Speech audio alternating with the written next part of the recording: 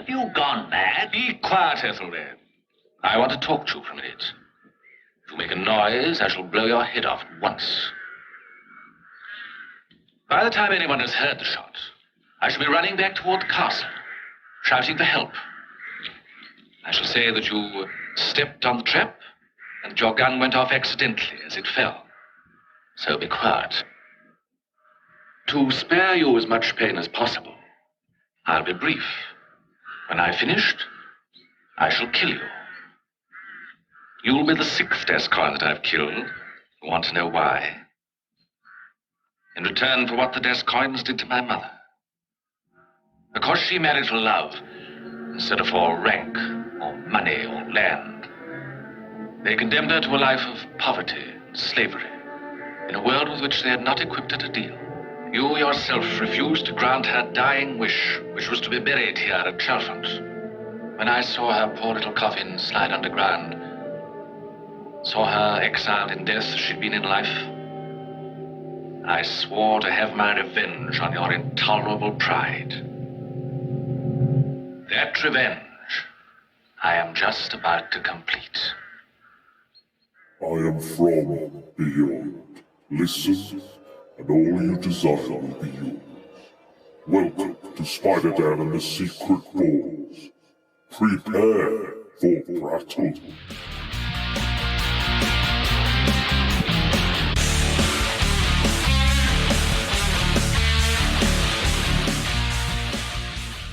Secret Ball Stories. Welcome to Prattle World. I am your host, the ever-amazing, ever-spectacular Spider-Dan. And in this podcast, I spotlight entertainment's best-kept secrets that a mainstream audience may find boring. And welcome to Secret Ball Stories, where I invite guests to count down a personal top 5 list in high-fidelity fashion. And we've got a very, very special guest today. I was listening to him before I even started this podcast. That is how long I've been hearing his lovely, lovely dulcet tones on the old airwaves. It is Scott Weatherly, the 20th Century Geek. He's got a podcast and a social media account for everything. Welcome to the show, Scott. Yes, Dan, thank you for having me on. I'm rather excited to be counting down with you today. It's my first entry into Prattle World. It is. Yeah, we were going to do our Vincent Price, and we will. We can still do, or we can do something else, whatever. But you decided, you were like, no, I want to do this. I really want to do top 5 British revenge films. Now, a lot of people have asked me, like, I genuinely, in a good way, I think this has been like one of the hardest lists to compile because it was very specific. A lot of people asked what makes a British film. So I'm going to let you, because you put the parameters. It wasn't me. No, it's a good shout because it's a tough one. It is a tough one because the idea was like, a British one. I want it to be either sort of like, based in Britain, have like obviously have British stars, but like, it'd be a British production was generally what I sort of wanted to do.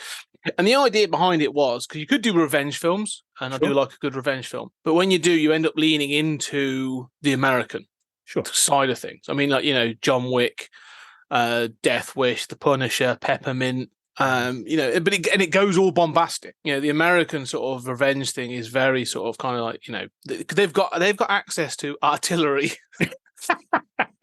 And it sort of leads into that quite heavily. That's a fair point. Point. And really, with British revenge, the idea being that we don't have access to that predominantly, and so it becomes a bit more interesting as to how sort of a revenges are going to get played out and that sort of thing. So, so just sort of more of an interesting list. So yeah, definitely. Like, because again, it's hard to. It was like usually I'm going on like I'm finding lists online and stuff, and like I use IMDb and I use the kind of search parameters within that, and it's like everything is revenge, but then you couldn't really search for a British film, so it was like me having to kind of go and look at almost each and every film and go, is that a co-production? Is it a UK one? Is it Scottish? Is it Northern Irish? What is it? Like, I had to really like absolutely like drill down. I think I found like I think I found 50 films I wanted to at least look at or consider, and then again boiled it down to the 5. But yeah, it was kind of quite an interesting challenge because there was no clear way of me finding out, like getting a list of like British revenge films. Yeah. There is not a list out there, so hopefully this podcast will do very well. We'll trigger it. That's it. So we are creating a subgenre right here. Oh dear, yes, absolutely. What is it about revenge that you find so interesting? And then again, maybe British revenge as well. Well, the revenge story, the reason I find it fascinating is it's because it's so emotive. But what is it they say? There's a quote, and I couldn't put it to anyone, but I think, and I'm going to paraphrase it terribly, but it's basically sort of, if you choose revenge, you should dig 2 graves, one for the person, one for yourself. And it's that idea that like it's almost a folly. This sort of violent revenge is often, it's going to result in everyone dying. And so what, it's that thing of like, well, what have you achieved? And so I'm always fascinated to see how they're going to try and play that out. Does the person get what they want? Do they get to live on? How do you live beyond revenge? But or does it always end in the revenge taker achieving it, but like dying in the act? Or do they get away with it? Like exactly. Like Death Wish, using Death Wish an example, he literally fucking winks at the camera and he's off. They're like, we'll let you off this once because you just killed all this 5 times. Yeah, not just once. Paul Kersey, we could really use your help on this one again. Have you got a big gun? Yes, I do. Because of our liberal gun laws. That's a successful little franchise in all of its. Yeah, I mean, the Death Wish is a fascinating one because it's it was based on a book that and the guy that wrote the book used a lot of statistics that in the book that highlighted like the levels of crime, but also that sort of like he was trying to get to the point that revenge was pointless. Yeah, but you need to protect yourself, but it's kind of pointless. And the film just went, no. We're going to go a completely different route, and So it's interesting. But British revenge, as I say, it's because we don't have the weapons. It's not we don't just fall onto guns. But the other thing is, there's this sort of idea of like the British stiff upper lip, and that we are a little bit more buttoned up and a bit more repressed and that sort of thing. Let's have a look at that, really, because we also are. We're a bunch of bitches in this country. Like we're quite petty at times, and I think there's a part of British culture that does sort of revenge. Even the smallest revenge, people are going to sort of like take satisfaction in. So it just feels like it kind of a British thing in some ways. If you have, I guess it's the opposite or equal, reaction, isn't it? If you're so repressed that when you unbutton that repression, that tightly coiled spring kind of effect, and then it just explodes. So maybe that's why we get these kind of these results, these films. And again, revenge is what I've done as well. A lot of these I keep it quite loose, the interpretation. When I ask people what's your top 5, with the worst medical professionals, I said, are they a bad person or are they bad at their job? You decide who is the worst medical professional. So this is the same, but revenge is quite interesting because you can interpret that in so many ways. Like living a good life is sometimes the best revenge. So them just going on and being, a normal, having their, being happy. How boring would that be as a film, though? I've lost my entire family, but do you know what? The next 3 hours is me just living a really peaceful life. Yeah. We'll have a pint, we'll smoke a doobie, we're living our best lives. But again, like I know, like looking at, because I got your top 5 and then eventually I compiled mine, and I was looking at yours, and yours are quite, very full on, very bloody, and I was like, okay, I want to try and, like you said, like look at a different style of this, and I think I was looking more kind of cerebral and kind of more manipulative, and a lot of that is kind of there's a lot of trauma in there as well. I think that is part and parcel of the revenge thing. You can't have the revenge without the trauma, because that's the way it is. But we will delay the top 5 no longer. So you are the guest. I would like you to go first, Scott. So we've both seen all of the films that we're going to talk about. So we'll have things to say on all of them. So let's hear your first one. So I don't know if you're going in, is number 1 the best one, or is it just a general top 5? It was general, but I'll tell you what, let's try and put it in order, because we're all relatively new. Well, no, let's go in. If we go in date order for my top 5, let's go into earliest, and I'll try and work through them. So the earliest one is we've talked about Vincent Price. We're going to touch on him now. So this is 1974's, I think, Theatre of Blood. Oh, yes. Excellent shout. Yes. Which Vincent Price claimed or said towards the end of his life that was his favourite film. Really? Oh, I didn't know that. He said it was his favourite film too. And also Diana Rigg said she is one of her most enjoyable experiences as well. So it is a great film. It's Edmund Lionheart, Shakespearean actor played by Vincent Price, expects to be given a sort of lifetime achievement acting award or acting for the season, and then it doesn't. It goes to some other young whippersnapper, and so he throws himself from a building in the very dramatic act, and then people assuming he's dead. He then sort of proceeds to take revenge on the 7 critics that scorned him and left him bad reviews. By killing them in the fashion of Shakespearean plays. And it is every bit as camp and crazy as it sounds. What is it? The thing about this film is every time I watch it, because it's fun, this is like Vincent Price in full ball. Like he always wanted to play a Shakespearean actor. And so his delivery, as always, is fantastic. And he's eaten up the scenery in like, the best possible way. But what I've forgotten, and I watched it this time round, is like, basically, firstly, how weird this film is, because he has this sort of like little cadre of homeless people that he utilizes to commit his crimes, but also how bloody it actually is. He beheads, for the Dad's Army fans out there, he beheads Captain Mannering, Arthur Lowe. He electrocutes someone to death. Like, you see the woman being burned to death in a sort of a hairdresser's. He drowns someone and then nails them into a wine butt. And there's an amazing sword fight in this film as well. There's a fencing scene where it's everything, this film. It's somewhere between like those classic kind of Hammer horror films and then kind of the burgeoning kind of slasher genre.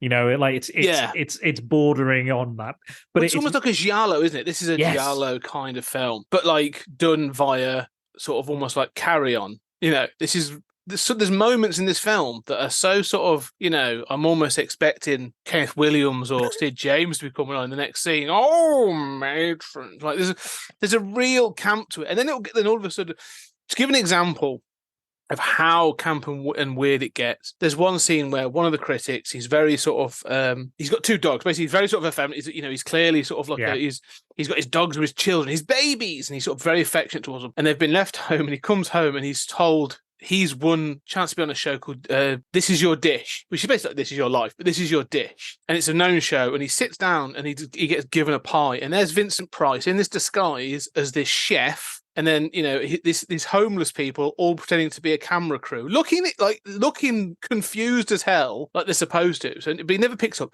digs into this pie, and you're going like, this is wacky and crazy. And then, like, it basically turns out he's eating his dogs. And to hammer it home, they take the lid off a thing, and there's a pie with 2 dog heads on it. And you're like, oh well, no, this turned very quickly to like, So it's wacky. It's very very wacky. It's but it has a real sort of edge to it. Like it's got a bitterness to it, which I love. I love Vincent Price. I love him as a performer, but this definitely tickles my kind of former actor, acting career fancy, because I know people, I've worked with people that are obsessed with not only getting reviews, but getting good reviews. Yeah. And they are, and I guess I'm a little bitter and twisted in some respects as a former actor. I think all the best people are, but there is believability in that someone believes that their performance, their work is the best thing since sliced bread, and the fact that he doesn't win an award and then, like you said, melodramatically just throws himself off a bit. and wonderfully, he turns immediately into a dummy. It's brilliant. We believe that he's dead, but he's come back and he's setting up these most elaborate traps and scenarios that these critics found themselves in. And it is a proper it reminds me of the kind of Harry Potter films to a degree, because it's just like quality British acting talent on screen. Like every role is filled by someone you've seen in a great British film at some point. All of them are fantastic. They're all enjoying it. They're all in on the joke. The Shakespearean monologues in this are wonderful. Like pure cheese on toast, as Andy would say, just absolute ham. And they're amazing. And the thing is, he is a good actor and he can do good Shakespeare. And I think these are good, but he's still hamming it up on purpose because that is the character. Yeah. Oh no, that's what I love about it, is because it sort of, as you say, it swings from that from time to time. There are scenes when you're like, oh, he's doing like a proper Royal Shakespeare Company kind of performance at this point. I think there's one bit and he's doing Merchant of Venice. And he does, he's about to cut the guy's heart out and stuff. And he's like, but he's doing that, and it feels a bit more because it's supposed to be a sort of a closed performance. And then the next one, he's doing Richard III at a wine tasting, and that one's like completely like nuts. And so it is. It's like you're going, like, oh no, he can do both.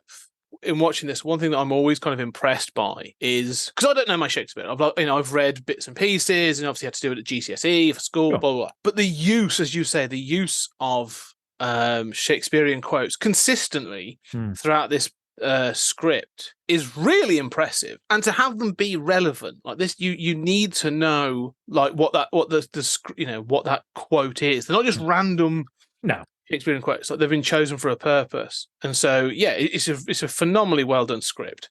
Well, it's like you were saying, The Merchant of Venice. He gets his pound of flesh.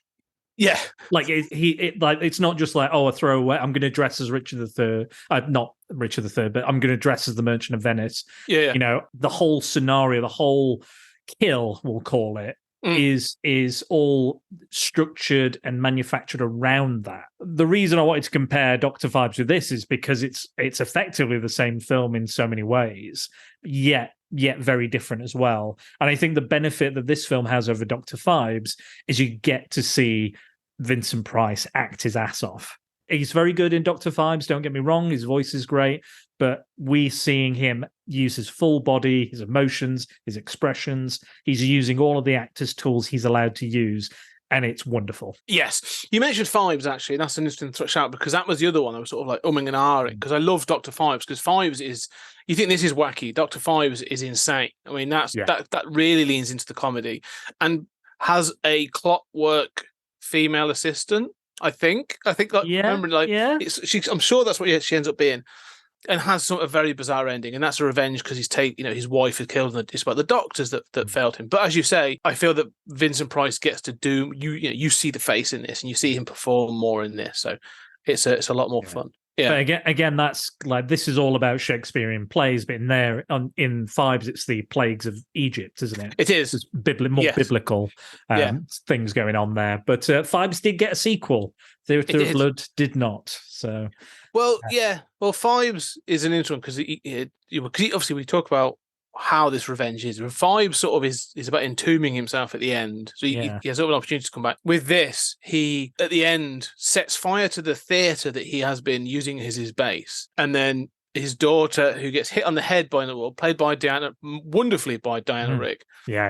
And then he climbs up the side of the building to the roof, and then collapses, and he basically falls to his death. And they even have a joke at the end by another critic's, like, because he's given this whole, I think, like, is it Hamlet? He's given this Price gives this big monologue about the whole thing from Hamlet, and then falls to his death. And even after that, the critics like, well, he was hamming it up a bit, wasn't it? He can make an exit, even at his own death. Like, the critics. Wah. Yeah. So it is. It's just, the revenge is taken. It works really well. As you say, it's like a slasher film. But it's more like a giallo without sort of the mystery, because you just sort of it's somewhere between, because you're watching it to enjoy the kills, but it's playing out more like a giallo than a slasher. But then again, you have that air of comedy, that air of campiness as well. You get everything you kind of want within it, and I think it's shot really well. Like that shot of him throwing the the torches into the stage at the end. Oh, yeah. Gorgeous bit of cinematography. Like even the quick cutting of him falling out of the building is done quite well. But yeah, just an excellent choice. I highly recommend it. I own it on Blu-ray. Yes. Highly recommend it. It's a lot of laughs. It's a lot of fun. And I think it'll tick a lot of boxes for a lot of people, that one. Yeah, horror fans, go check it out because it's a great film. Anything else you want to say about that one? No, not Theatre of Blood. I mean, one day if we ever get around to Vincent Price, it'll probably be in there again, in a different context. But we'll sure. We'll I'm see. sure. So yeah, let's go with my first pick. So I'm going to go with 1961's Victim. This is an interesting film. As we've said. So around this time, homosexuality was illegal, and people were taking advantage of that because they would find men in or women in compromising situations, take photographs, and then blackmail them because they're going to end up in prison for a significant amount of time for that reason. And the police are aware of it. And the police actually at the time were actually becoming more lenient and were like, do we really need to prosecute people? Yeah, is this really a good use of our time? Yeah, exactly. Maybe we could be doing something else. Yeah. People are clearly abusing the law as it is. So this film stars Dirk Bogarde, who at the time was also a closeted gay man.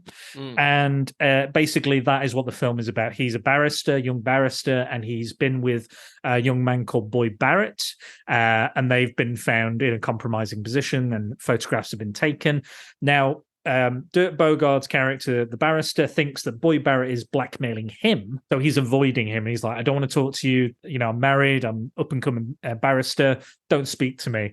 And Boy Barrett's running around. He's trying to do all these things. He's trying to stay away from the blackmailer. He's trying to stay away from the police. They finally catch him, and it's like, we've got all this evidence against you. You're going to jail.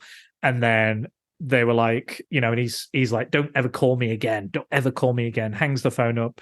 And then the barrister is invited to talk about this because they were like, the boy wants to speak to you. He has this information on you, these photos, but not the photos, but some, I can't remember exactly, but there's something he has and it links him to the barrister.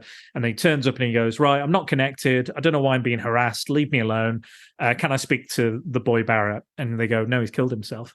So the plot of this film is that, again, like, the barrister could just be like, okay, I've dodged a bullet there. I could leave it, but he cares for him. He's married, he has a wife, but his revenge is finding the blackmailers and stopping what they're doing.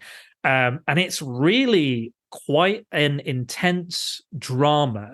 And you've got to remember as well, back at this time, this is the first film that ever dealt with homosexuality, first British film ever dealt with homosexuality, even said homosexual, even said gay or words like queer. Again, that's been reclaimed now, really, that word. But at the time, the way they use it in this, it's a slur. It's a slur. But yeah, so it was wonderful to discover this. I think it's absolute top class British filmmaking, and again, it's not violent, it's not aggressive, it's a real discussion of a topic done really well while also having just an entertaining narrative on top. Oh no, I agree. One of the things I like to do when I do things like this for podcasts and other things, I go in cold. Like you give me the list, I'm like, I don't want to know much, I'm going to go in. And I was, 1961 Victim, don't know about it. And it starts, and, like you say, there's going in, it doesn't tell you what goes on. Basically, there's this boy, Barrett. It starts with him he realizes he's being found out, and he thinks he's being arrested because they think he's stealing money from he works on like a build site. He's been stealing from the wage thing. So he has money on him for that. So he has been doing that. Yeah. But they also connect that to the blackmailer money. Now I remember. Yeah. There's this whole sort of intrigue at the beginning, and you're just like, what is going on? And then, like you say, it starts to work. Because at no point, like, one of the fascinating things about this film is no one outright says, I'm gay, right? There's just insinuations and, inferment about certain people. You find about, as you say, about sort of the barrister. But then what I find out is like there's the bookshop owner, and he was seeing Boy as well, and he was like, and sort of he's really, you find that he's more important than he initially sort of seems to be, because he's sort of like, he says about seeing him and how he was going to he says at one point like he was going to have him as an apprentice, and they were going to set up and they were just going to be happy. And then you meet these others, and there's like a blind older gentleman Yes. who has his sort of, his partner who they sort of guides him around and stuff.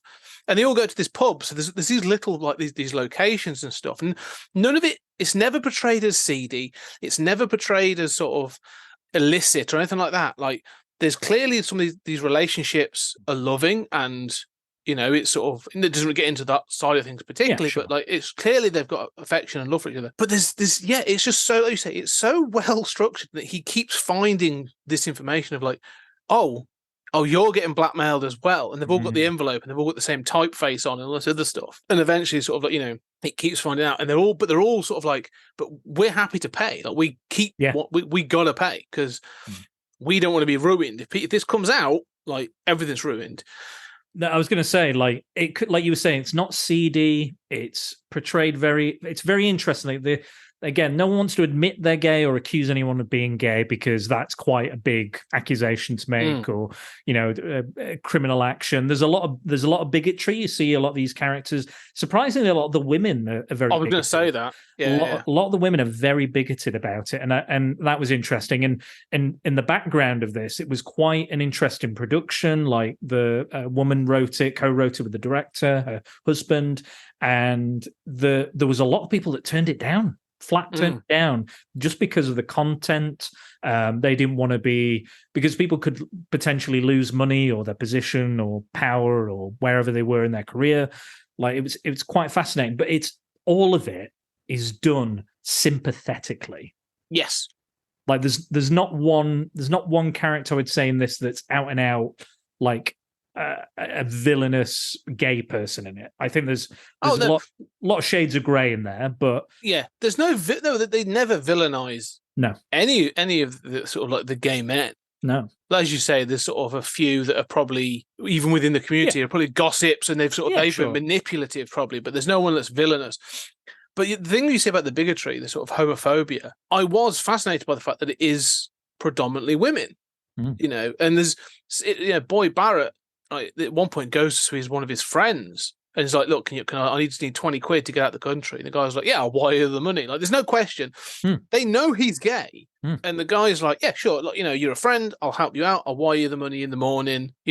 Whatever your trouble you're in, just, I'll sort you out. It's his girlfriend that's like, I don't want his kind staying with us. Like, it's sort of disgusting. And I was like, oh, all right. That seems, this seems kind of odd. I don't know if the things have changed, because if this was 20 years later in the 80s, I think the homophobia would be coming very much from the male, the male others, and then the females, the women would probably be a bit more sympathetic. Yeah. So I thought that was interesting. Yeah, it was definitely. I think the stereotype is that women are a lot more sensitive, a lot more open, and and I think it was interesting to see that they were more bigoted, but. The law itself would be repealed or whatever you call it 6 years later. So it's 67. That's mad, isn't it? That's mental to me. Like that doesn't. It's not really even that long ago. That's really. That's in our parents' lifetime. Oh, easy. And the film got an X rating just because it mentioned homosexuality. Just the mere mention of it. But I love this for Dirk Bogarde. I loved Dirk Bogarde. I enjoyed him in The Night Porter. I don't know if you've seen that. It's a very controversial film by a lot of standards, but I think he's fantastic in that, with Charlotte Rampling as well. But it was a very personal film for him because, again, he was a closeted gay man, and there was a lot of there was quite a few other gay men in this as well, like closeted gay men, again, all pretending to be straight. So I'm not sure if they even knew each other was gay within this. So, but it opened up the conversation, it opened up the ability. But I love his determination in it to figure this out and to get the people that are doing the blackmailing. Because again, you were mentioning the blind guy and his assistant, and you think all the while throughout this entire film, you're thinking it's them, they're doing it. But actually, they're doing something. They're doing a different form, which to be fair, isn't much better, but is that they basically write? Was it they write sort of begging letters pretending to be a widow or something else, and then people send them money, which is kind of funny, but like also terrible. Yeah, awful human beings. But yeah, I love the fact that it's not. It could be aggressive or violent. It could get into scuffles. But again, you were talking about that stiff upper lip and that just I'm gonna do this. And again, that that moment where he kind of breaks, his wife kind of figures it all out, and he breaks down and he's like, it's happened again, hasn't it? You've been with another man. Like, it's happened before. He knows about it. And he goes, like, I wanted him. And again, that wasn't in the script. That is something Dirk Bogarde added to give it a bit more kind of oomph. Yeah. And he will risk not only his life, his career, his marriage, his freedom to get his revenge. Again, it's not your obvious violent, bloody revenge, but it's revenge nevertheless. And it's not so. What I find, because there's two little scenes I want to sort of highlight on that. But like you say, the revenge, it's not just for Boy. It's the more he learns, the more he's like, no, this is for all of us that have to hide and go through this. Like, we shouldn't have to hide, and also we shouldn't have to be under threat all the time. And so to bring down the blackmail, as you say, and there's the two scenes I wanted to mention is like, say, the scene when they bring down the blackmailers, and you find out that actually, so the guy who runs the bookshop, you find out it's his assistant. Like, spoilers, but for a film released in 1961 that probably no one's watched in the last sort of probably 30 years. But when it's found out it's her and this young guy that sort of goes around his moped and stuff. Like, the young man's in it for the money because it's a way of blackmailing.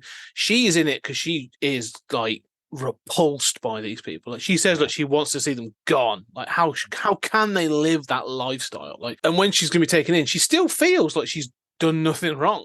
Like, there's a scene, like, as you say, sort of the barrister sort of like confronts her and so other stuff, and she's still like, well, I'll have a day in court, we'll see what happens. But the police are right there. They know he's the one being blackmailed. And there's another gay man there that was blackmailed to the extent of he couldn't pay anymore. So he started giving them information for more people. And the police are very much like, they think they're going to get arrested. And the police are, like you say, like, we're really not that bothered. Like, this is even like the constable's like, it's a silly law. Like, they call it, what was it called, like a mandate for blackmail? Yeah, something like that. Yeah. So it's clearly having a stab at like the fact that this law is ridiculous. But I felt that whole scene, that confrontation, is so satisfying. And he's like, because they say that we'll see you in court, and he's like, yeah, you will, and I'm going to put, like you say, put everything on the line because you've got to be stopped. People like you have got to be stopped, and it is a really strong scene. Absolutely. What was the other scene you wanted to mention? The other one that really sort of affected me actually is he goes home, and it's shortly after this, he has a conversation with his wife, and it's just those two in the living room. And like you say, she knows what's happened. She obviously knows, his that he's gay and everything else. And you think she's going to sort of tear into him. Like, I think she thinks she's going to tear into him. She's obviously angry and frustrated. But it actually boils down to that he knows now he's going to have to go into court. It's all going to come ruin around. And he's like, I'm going to need you. I love you, and I'm going to need you. And she says, all of a sudden I feel strong enough. And she's going to stand by him. And he's like, it's going to be hell, and they're going to face it together. And it's not about sex. It's not about, lust or that. Like, they love each other on the sort of on a platonic as well as everything else level. And she's going to stand by him. And I just thought, like, that was a wonderful scene of her as a sort of going like, yeah, no, I do love you, and I'm going to we're going to get through that. Well, we're going to get through it. We're probably going to be fucked on the other end, but But I thought that scene was so well done, where it could have just been shouting and throwing of, pottery and stuff. But that would have been the obvious way to go. Exactly. And that's why I'm so glad they didn't. The posture and the kind of that British repression we've been talking about is there, that prim and proper. And I preferred that. Again, it spoke to me of those kind of period dramas, those classic English period dramas. There's that, it's all bubbling, beneath the surface. And it's just about to come out, but you can't. They hold it back. They just hold it back, through grim grit and determination. And I thought it was a gorgeous film. I highly recommend it. Yeah, I don't take much stock in kind of review websites, including Rotten Tomatoes, but it does have 100% on Rotten Tomatoes. So take that. You hear about like modern queer cinema and stuff like that. This is a film I feel should be back in the conversation some way. It's it's coming up to. Well, it's over 60 years old now. So this film, but it felt, not relevant, but it felt important. This film did, and I think it feels like it should get more attention. I think sometimes we may take things for granted as well. I think sometimes that homosexuality isn't illegal right now, but it could easily be again.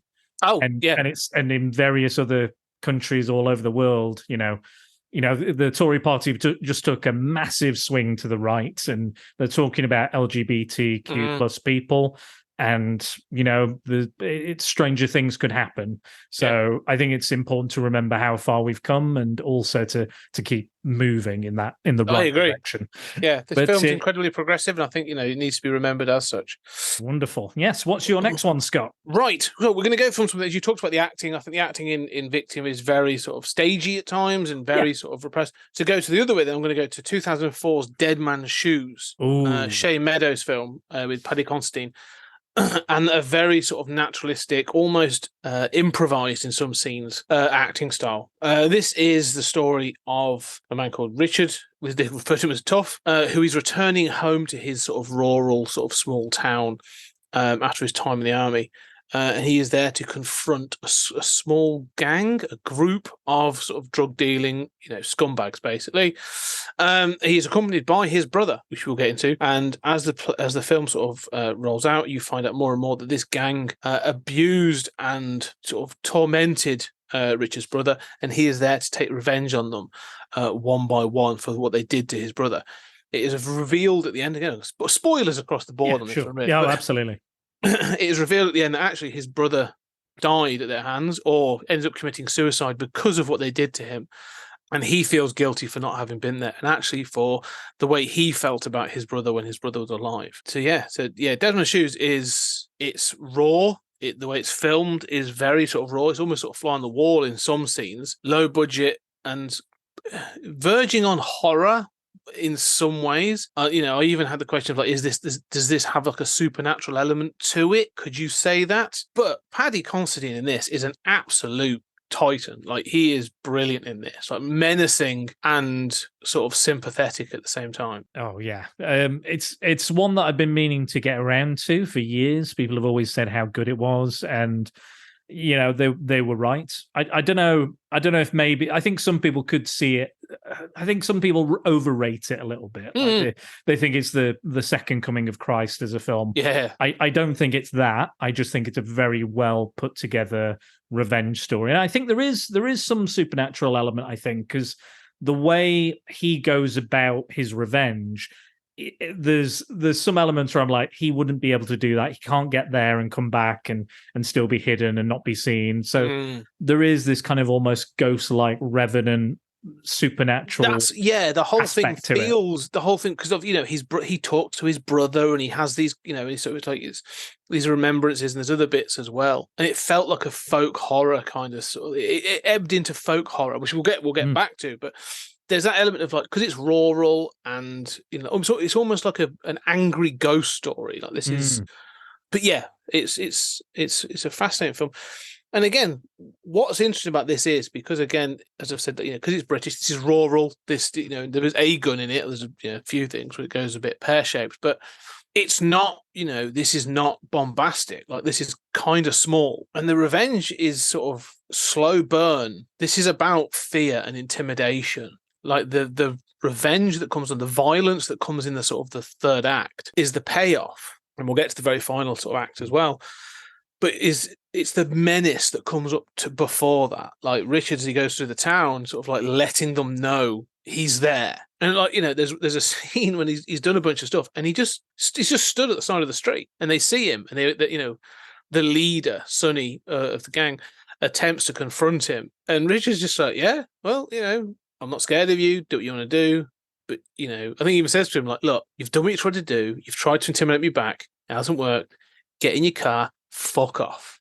I'm coming for you. And that's not a threat, but not right now. And it's so menacing that you're just like, Jesus Christ. Like, this guy's. So, yeah, it's really like, and there's scenes that are just unnerving. And what's fascinating is the gangsters or the gang, they're all a bit thick. They are they're stoners. Yeah, they're a bit useless. But there's like the bravado of them like crumbles in quickly.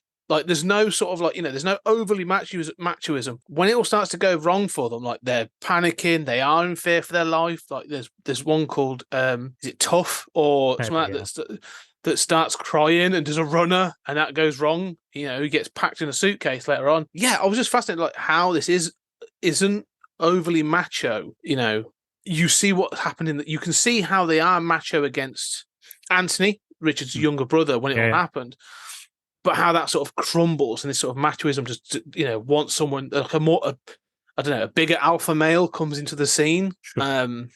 But yeah, it's a really quite a strong film in that sense. It reminds me a little bit. I'm a big fan. I'm sure you are of the Garth Ennis Punisher Max comics. Like just utterly superb. And I'm not somebody who's I'm not one that's like supporting gun violence or revenge or violent acts or anything. So for me, if I'm going to enjoy a revenge story, the people that the revenge is being taken on need to be the worst fucking people imaginable. Yeah. And Garth Ennis does that really well in his books. I'm like, there's not a likable thing about you. You must die. You have to die. You need to die. And in this film, it is like that. Yeah, the like you said, these rural blokes that just knock about, do some drug deals. But the amount that they sexually abuse him, threaten him, intimidate him. And again, he has learning difficulties, some severe learning difficulties. And, and to do that to somebody who is like that makes you even more despicable. Like you are scum, like you said, slime, disgusting human beings. And so, but then even then, when you get the satisfaction of him getting his revenge, we still have one of the characters. Again, they're all, like you said, the bravado is gone immediately. Like the bit where he's sat in the cafe and the first guy walks in and he's like, what are you looking at? Looking at you fucking cunt, or whatever he says, and he's like, fucking hell, he's crazy, and he's straight away running away. I love that he thinks he looks like an elephant. He has a gas mask on. He's like, he's an elephant man.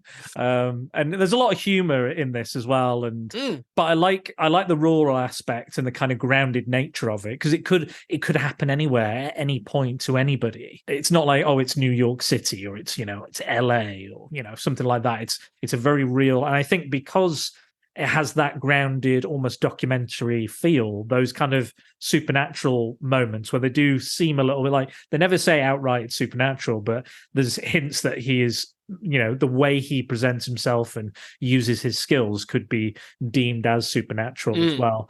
So I like the kind of the dichotomy there, but the two kind of parts of that still come together and work. But yeah, it's hard going. A lot of these revenge films, by the way, are quite hard going. Yeah, they're not easy watches, and I'll get around to a few of mine as well.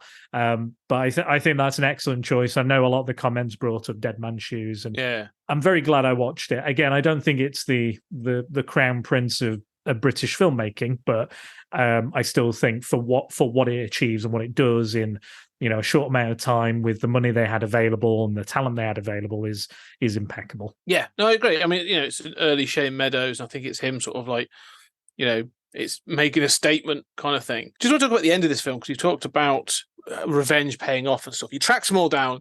The vast majority of the people that abused and sort of humiliated his younger brother before, still exactly the same. And the film's supposed to be sort of take about, I think it was 10 years, but there's a period of time before the Anthony dying and him taking revenge. Yeah. And in doing so, one of them has been able to detach himself from the group, has found someone, settled down, and got 2 boys. And Richard sort of tracks them down. And there's a confrontation. He basically breaks into his house, gets him out. The guy's in his pajamas, and he takes him to sort of an isolated place. And he says to him, like, first he's going to kill him. And then he says, I'm going to hand you the knife, and, I'm done. I'm kind of, I am the monster. I've become the beast. I've done some horrible things. And he sort of says, I don't think there's a way back. And in all honesty, in this moment of clarity, if you don't kill me, I can't guarantee the safety of your boys. Yeah. And you're like, fuck, like he has broken himself. Like he knows that he is beyond the pale. But it's also again when he gives them the knife and he gives them the mask and the mum and they're like, are you the guy that gave my kids this? He's like, yeah, I fucking am. And and that's really fucking it. That's when you're like, oh no. And again, I don't think you should, in a way, in these revenge films, I don't know if, I think the problem should be relatable, but I don't think the characters should be likable, if you know what I mean. Like, and I think they do that really well, because there's, like you said, there's that hint there that he might harm her, harm the boys. And then, like you said, right at the end, he goes, I may still, even when Yeah. you're dead, I may still. Yeah. Like, he doesn't know. Like, and that's what sort of like, because I think the point that he makes, he talks about how he was embarrassed, but he admits, he says, yeah, he was a spastic, he was this, he was that, Yeah. he was an embarrassment, and he gets like really sort of like, derogatory about his own brother. And it's kind of shocking because you're like, oh, I thought he was like a loving brother. Mm. And he starts sort of badgering this guy, and he says, did he scream my name when he died? When you were torturing him, did he scream out for me? And the guy's like, yes, he did. And he says, he's still screaming out my name. And it's the guilt of him not being there, and this guilt of him feeling embarrassed about his brother, that he's like, I'm sort of trying to redeem myself as well as take revenge for my brother. And I think that's when you sort of realize, obviously, when you say about, I could kill this guy, but the guilt from my brother could still be there, and this thing could still be screaming at me from the past. And that's why I don't know what I'm going to do. I need to be stopped. I just want to lay down with my brother, is what he says. I want to be laid next to my brother. So he does, and the guy stabs him, and Richard bleeds out, and that's sort of the end of the film. But it's bleak. I mean, the film is bleak. Yeah. Oh yeah. Fuck me, yeah. It's a bleak one. One of the bleaker ones, definitely on either of our list, I think. Yeah. But fucking hell, yeah, absolutely. Yeah. Go on in. So what about yours? Oh, let's go on to She Will from 2022. So we've got the Borg Queen herself, sexy yet scary, Alice Krieger. If you've never seen Ghost Story, that's a really good revenge film. That's she's fucking great in that as well. So she plays an aging actress who's recovering from a mastectomy, and she's journeying up with her nurse to look after her up to a remote Scottish retreat to recover and recuperate. But all the while she's reliving some childhood trauma, and while she's there, she is imbued by the power of the witches that were burnt in this area of Scotland, because it's where it produces like natural charcoal or something, and that comes into play. And then she uses these abilities to take her revenge on a movie producer director that abused her as a child. So yes. It is again, it's not a very straightforward kind of revenge film. It's more, I wouldn't say it's a horror film, really. It's more maybe an gothic, atmospheric thriller, maybe a bit more, but then it's not really a thriller. I've been leaning into folk horror quite a lot lately. Reading some folk horrors, and I'm sort of like going through sort of like the Ben Wheatley films, Kill List, Field in England, that kind of thing, The Witch. And this felt like that. Like this fit into that kind of folk horror revenge. I mean, this. Firstly, I want to talk about what's the name? The actress' name again? Alice Krieger. Alice Krieger. She's great in this. Yeah. Like, for not, like you say, creepy, but grumpy as fuck, and in a wonderful way, that she is just a bit like, when she sort of gets to see people, she's like, yeah, I don't like people. Like, they just annoy me. And I'm just like, yeah, I'm with you. These people are annoying as hell. Rupert Everett is in it, and he's being the poshest of posh twats. And he's great at that. He is. Rupert Everett does that amazingly well. But yeah, and I can absolutely kind of go, yeah, I wouldn't want to be around these people either. Yeah. Especially when I'm feeling the way I'm feeling, or way I would be feeling in this film, the way that she's feeling after all this. I think one of the things I love this film is because I think I would almost want the Femme On team. Yes. To watch this, because there's this thing of like, she's had this mastectomy, and so she's using prosthetic breasts at one point, and she has this assistant that helps her, and so she has got this idea, this notion of the loss of femininity. And so there's quite a shocking, it's not shocking, it's quite hard to there's a quite a bracing scene where you see her later on, and she's stripped to the waist, and you are presented with this post-surgery sort of torso. So there's this idea of the loss of femininity and the loss of sort of innocence and stuff, which is what sort of bringing back these trauma from a child. But there's also like this idea of the women that were accused of witchcraft. And this is one of these problems I have with this. It's sort of a double-edged sword. There's so if you believe in witches, Wicca, whatever, fine, right? And I am undecided on many of these things. But there were hundreds of women that were tortured and executed for being a witch, that were just outcasts or pissed off the wrong man usually, or for whatever purpose, and did not have any magical ability, were not witches or anything like that. So there's this thing now of presenting them post-mortem or 100 years later of going like, but we have powers now. And you're like, yeah, it's kind of not helping. This sort of feels a little bit, I struggle with this idea at times. So like, is it sort of a little bit tasteless? I don't know. So I'll be interested to sort of explore that. But yeah, definitely. I think it's probably not something we'll be able to get into the time we have. But I think you're right. I think the Femon Collective, Rhea, I'd love to hear them talk about this. But the revenge isn't just this personal revenge. There is this revenge of Ants Krieger representing the sort of the women that were abused and tortured and killed and burnt or left to exposed, left to exposure in this wood. And have sort of their spirit and their essence is sort of like, seeped into the soil. She's taken revenge for them as well. And yeah, it's just this idea of sort of like, or they allow her to take revenge on their behalf and this other stuff. So yeah, I thought this film was fantastic. I love this film beginning to end. Oh yeah, definitely. I think the effect, the way it's shot, again, there's definitely a European feel to this, and a very atmospheric and unique way of just the on-screen framing, the representation, the editing, all of it kind of comes together. The use of special effects, CGI. There was never a moment when the CGI felt wrong, because it's always this kind of black, kind of almost venomous material that's like, it's part of the charcoal of the trees or the naturalness. And again, it's a critique of the patriarchy and the power they hold and what they can do and what they've abused. And again, the nurse is attacked by, again, a seemingly nice, handsome man who, again, tries to assault her. And again, that brings the nurse and the actress so much closer together, because they have that shared trauma, and they love each other and they spend time with each other. As much as they don't get on, their paths are intertwined and they're on the same kind of journey as well.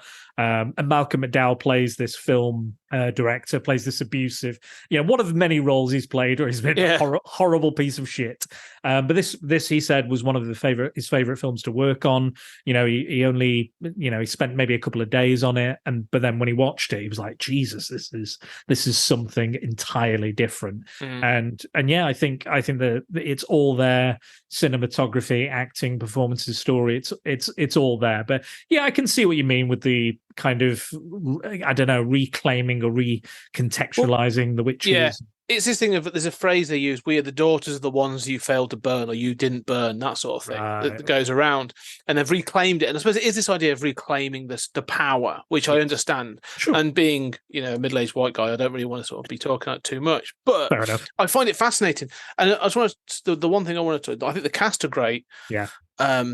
It's got a small cast. The locations are phenomenally beautiful and photographed, brilliantly.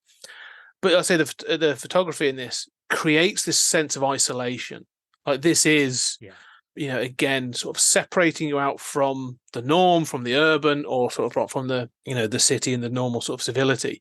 And so this idea of the sort of the witchcraft and this idea of the folk horror, the ancient coming back to sort of imbue that power, it's just really, I really enjoyed this sort of the eeriness in this. Well, like, it unnerved me. This film really unnerved me in times as well. So gives you chills, definitely gives you chills. But then, like you said, like Alice Krieger's character is separating herself from this group of people, because she just doesn't vibe with them, or doesn't get on with them. It's just not, she's not like them, and she doesn't want to be with them.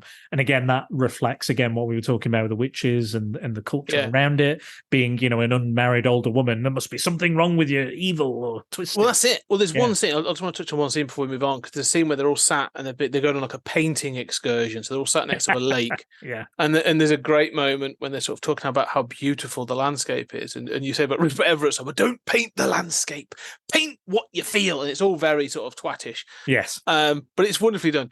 But they're all doing little things with this charcoal, and all of a sudden, like, the main character she's had her hand in the mud, and she's connecting with the history, or it's connecting with her, like it feels like a connection. And all of a sudden, like, she just starts like slapping mud on this canvas, and she's sort of like, pushing it in and mushing it around and mixing it with charcoal, and then she sort of gets the white and she's etching in words meaning nothing to her. When she's done, like, everyone else is a bit like, Jesus. And Rupert Everett's like, well, that's power, that's essence, and all this other stuff. His assistant just grabs it. There's a moment they're going back. And as you say about this idea of her being isolated, they almost sort of like they don't know what to make of her. And this one guy just grabs it and takes her canvas away from her. And again, it's this sense of not just the patriarchy, but again, her othering from the group. Like, she is not a part of this group, and they're all sort of like, looking for whatever sort of retreat things. And so there's just little moments like that are just really well done. I agree. I'm going to finish on this with a quote from Alfonso Cuarón. He has said that the film sits in the tradition of great psychological horror films, which leaves one questioning long after it's finished. Yeah, you're going to. There was one point. Sorry, you talked about the quotes. The things that this is obviously, it's called Dario Gento's She Will, and Dario Gento obviously wrote the Three Mothers films, and it feels to me like an extension of that. So Suspiria, Inferno, and Mother of Tears. Mother of Tears. Thank you. So it feels like an extension of that as well. So I just wanted to throw that in. So yeah, no, I agree. There is, again, like you were talking about the giallo. This is like the weirder end of the giallos. Yes. Very kind of, very unusual, very different. But yeah, 100%. I loved it. I highly recommend it. I think it's on Shudder at the moment. So yes, check it out if you've got Shudder, or get Shudder and check it out. Whatever. Yeah. Buy it, rent it. Who cares? What is your next one, Scott? Right, we're going to go from the woods of rural Scotland to the shitty council estates of London, and we're going to be talking Harry Brown from 2009. This is Harry Brown, played by Michael Caine. Is an elderly sort of former soldier, an older man living in a flat on a council estate, and he and his sort of older friends have to tolerate constant abuse and interruption and all kinds of sort of trouble from drug dealing gangs and the youth of day. This is the most Daily Mail film on the list. Eventually, there's something happens, and his closest friend tries to stand up to the group and is killed in the process. This pushes Harry over the line, and he starts to take revenge on the gang that killed his friend in an attempt to clean up his estate. I chose this actually over Get Carter. So I looked at Get Carter, and I was like, everyone talked about Get Carter. And I think older Michael Caine, this is around him playing Alfred sort of period. So I thought it's a bit, counter to that. But this feels on that sort of, Get Carter kind of path. But this film doesn't really get mentioned a lot. And I thought it's worth just sort of raising it up a little bit. I mean, he's just retired. He's just become a writer, having his book published as well. So he's, I mean, technically he retired years ago anyway. But he just kept making films anyway. Not really retired, Michael. Sorry, but that doesn't really count. That's not how it works. Yeah. It's not really how it works. But now I think he's properly retired at 90 something. But I saw this not long after it came out. So I think maybe a year or so after it came out. I remember because Plan B was like hot shit at the time, wasn't he? It was like the next big thing. Yeah. And I actually thought, I was like, oh, he's going to be shit. He's going to be really bad in this. But actually, I was like, oh, fucking hell, he is good as a menacing little twat, and I want him to die. Yes. And spoilers, but I do get my wish eventually. But yeah, what was it that made you pick this one over Get Carter? Because again, that was a lot of the comments have suggested Get Carter. Get Carter gets talked about a lot. It fits into that sort of like 70s British gangster sort of genre. It is a very, very good film. It still stands up. It was remade by Sylvester Stallone to, lesser impacts. But and that's not so. I'm not going to bring that down. But I feel that with Harry Brown, I wanted something that was a bit London Cockney. I wanted some of that, and I wanted a bit of Michael Caine. And this sort of feels like the other end of the spectrum as well, from an age point of view. We are going to talk about younger people and all this other stuff. So to have that experience of a generation, I mean, it's a silent generation. This is pre-boomer. So to have that older generation sort of taking revenge in that this has got a generational impact. It is a little bit right wing. I ain't gonna lie. Yeah, a little bit. Touch. Yeah, it's like I say, it's a bit of a Daily Mail film, but I just found it interesting that there is that. I guess it's kind of a callback to films like Dirty Harry or Death Witch, which are a bit more right wing. Really, they are. Oh, 100%. They are. They do. However you want to view it, I think you could interpret them as being more right wing than left. Shoot them and let God sort them out kind of attitude. I think there is a little bit of this. A little bit of that, but I think it's also a little bit more sympathetic as well to the police, to the to the youngsters that are there getting involved. And he's not he helps the young girl to the hospital. He's not a complete monster. He's not attacking people that aren't absolute pieces of shit, which again, these people in this are absolute pieces of shit as well. And it's again another stacked British cast as well. Like, oh yeah, it's fantastic. Emily Mortimer and what's his name from Game of Thrones is the uncle. I can't remember. Oh, the Irish guy. Yeah.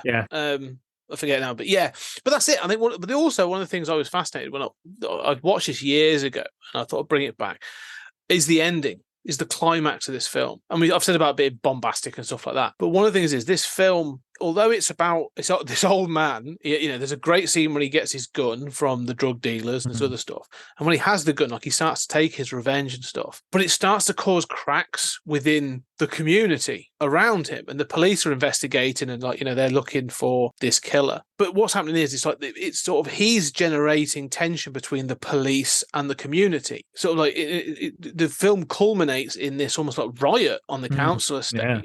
Well, it isn't, not almost. It is. It's a full-on riot, and it's like, oh, okay, this is really interesting. That tension. It could have gone small. It does have its moments. It's sort of they're in the pub, and that's sort of where the true climax will happen. But they are surrounded by this sort of communal riot, and I think that's really interesting because the statement they're going to make is basically like, you say about the police. Some parts of the police are seen as sympathetic, others are less so. Yeah, there's a real sort of like go in there, kick the crap out of them, and teach them a lesson, which is what causes the problem. So this film, although being kind of Daily Mail, actually has moments of saying like, yeah, there is, all kids are scumbags and they all get slapped. But also, the police ain't helping the situation. Yeah. No one's giving them a way out. There's a lot of that. There's kind of that message there as well. There's a lot of societal flaws. You can, you can look at each of them individually or together or separately. But around this time, there was a lot of like Yob Horror as well. I love that as a term. Yob Horror, love that. You got like films like Citadel and other stuff. Exactly, shit like that. So or Eden Lake, shit like that. There's a lot of that kind of coming out around this era.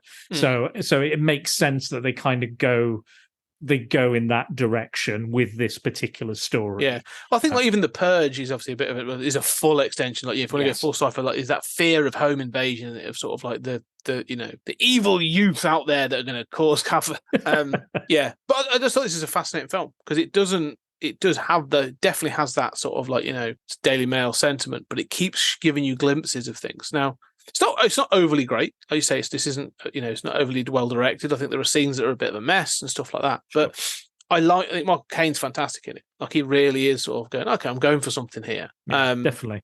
And again, it's a smaller film for him. It's a more personal film. It's a more personal performance. And I like that it takes its toll. I think you see that a lot in these revenge films. It's not just like quick and easy, done, not messy. It takes its toll physically, emotionally, psychologically, and some of my films reflect that even more so. But I like that. He does have. Again, there's good people in this one. There's misguided people. There's very bad people. But it's kind of a big, a milieu of all these kind of different characters. It's not black and white. It's not, why are these problems happening? It's more of a societal decay than necessarily any of these. No one's gone out of their way to be like this. It's just the way that their parents have been, or the way the world is. It's the poverty trap in many cases, isn't it? They're trapped in the cycle, and this is their way out. Like this is what they know. Yeah, and it definitely sort of presents you with that problem and dynamic of like, is what Harry's doing the right thing, but he's still defending his home, and sure.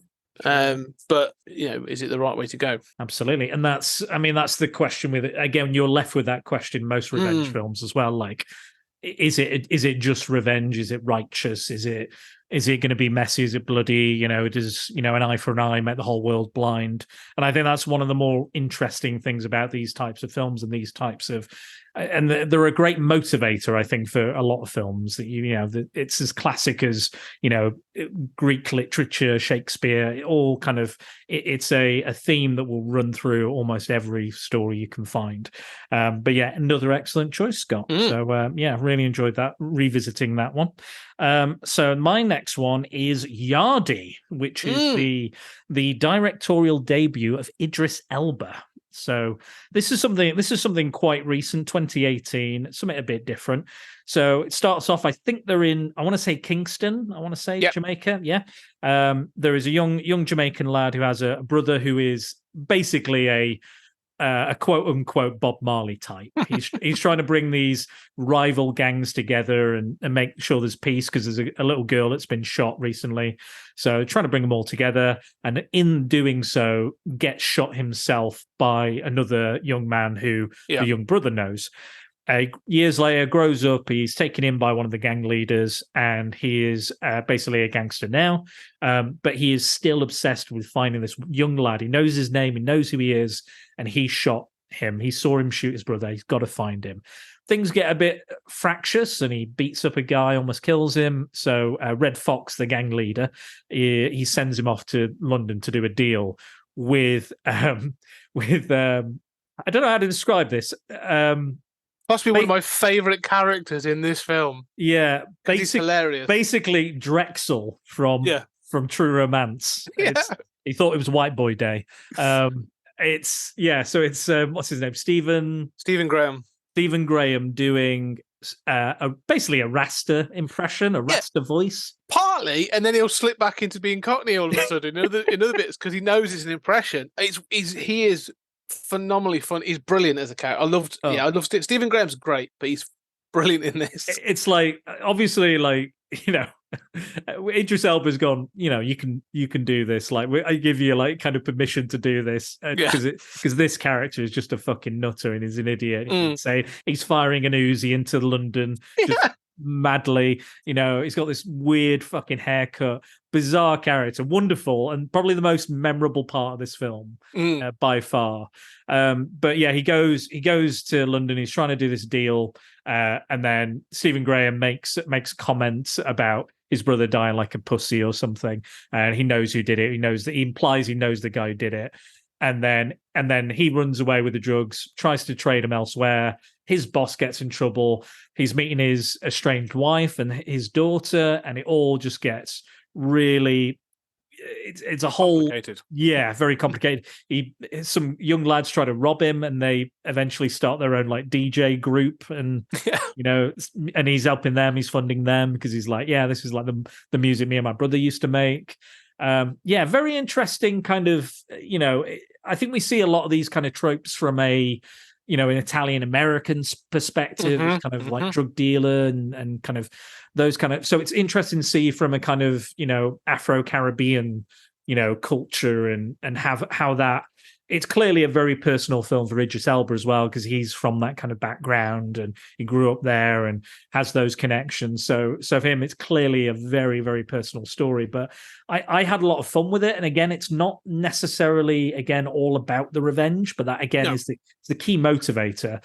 It's the underlying tone. Like, it comes up again and again and again. And also, it's the factor that sort of it's the reason for the climax. Yes, really. absolutely. But there's a lot to it. There's a lot of elements, and you know, and again, he's not necessarily likable, but he's not all. It's not all about the revenge for him. His brother he's haunted by his brother, because they were having this kind of Jamaican funeral, and if you disturb it, their ghost can't be at rest, and he is so upset he disturbs it, and then he haunts him basically throughout the film.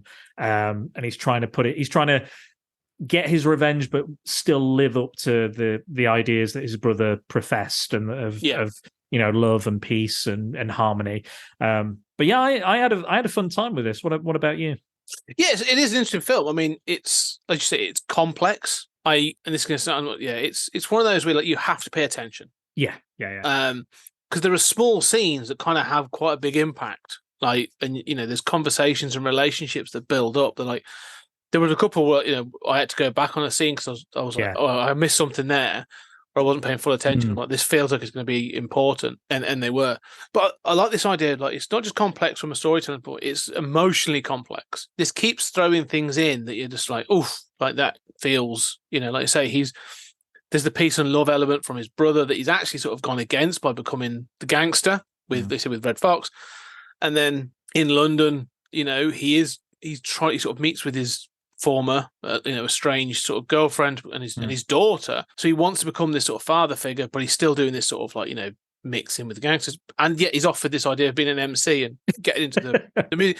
And it's interesting how like he keeps trying, like you can see that like the universe keeps trying to give him an out when it's just like, you ain't got to do any of this. Look, there are other ways. But he makes bad choices, and so it becomes kind of complex. But no, it's fun. It's a good film. I mean, it's it's a directorial debut. I think it's pretty solid in most cases. The cast are good. I ain't gonna lie, right?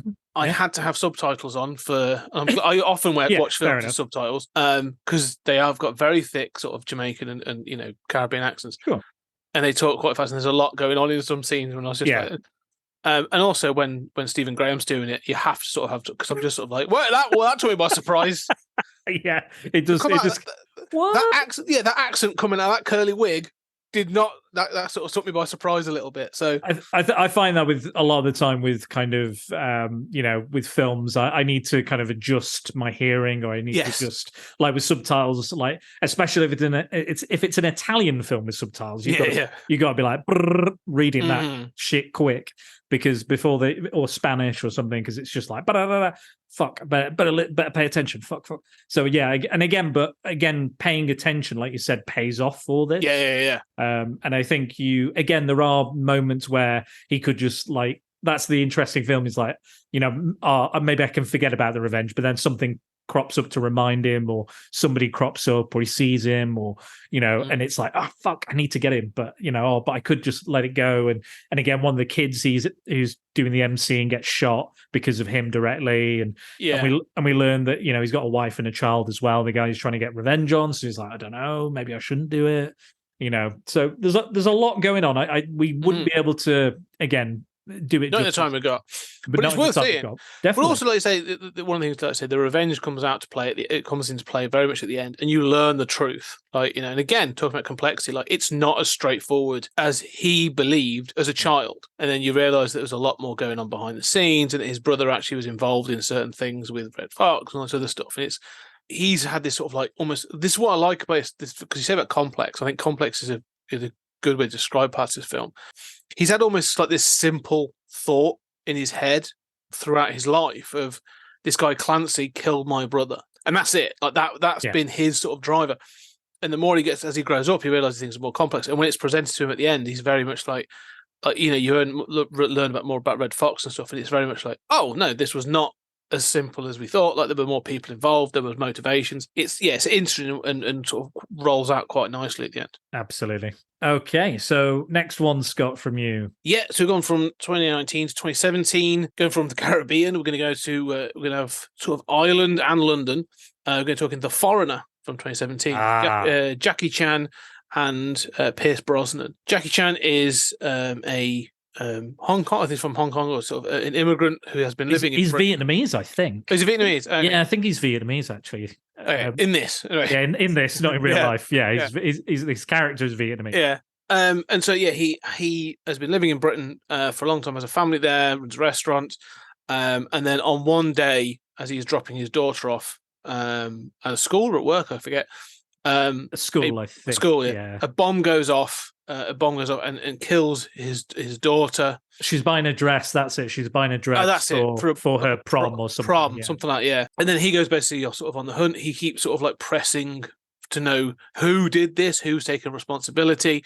And it turns out that it was a faction of the former IRA, and that the political front or the political face of this is this other party like Sinn Féin, and it's not called that, but generally that's what it is. Yeah, led by Pierce Brosnan's character in England, so that he is sort of connected with the British government, and so Jackie Chan's character continues to petition him for them to take responsibility and to give him the names of those.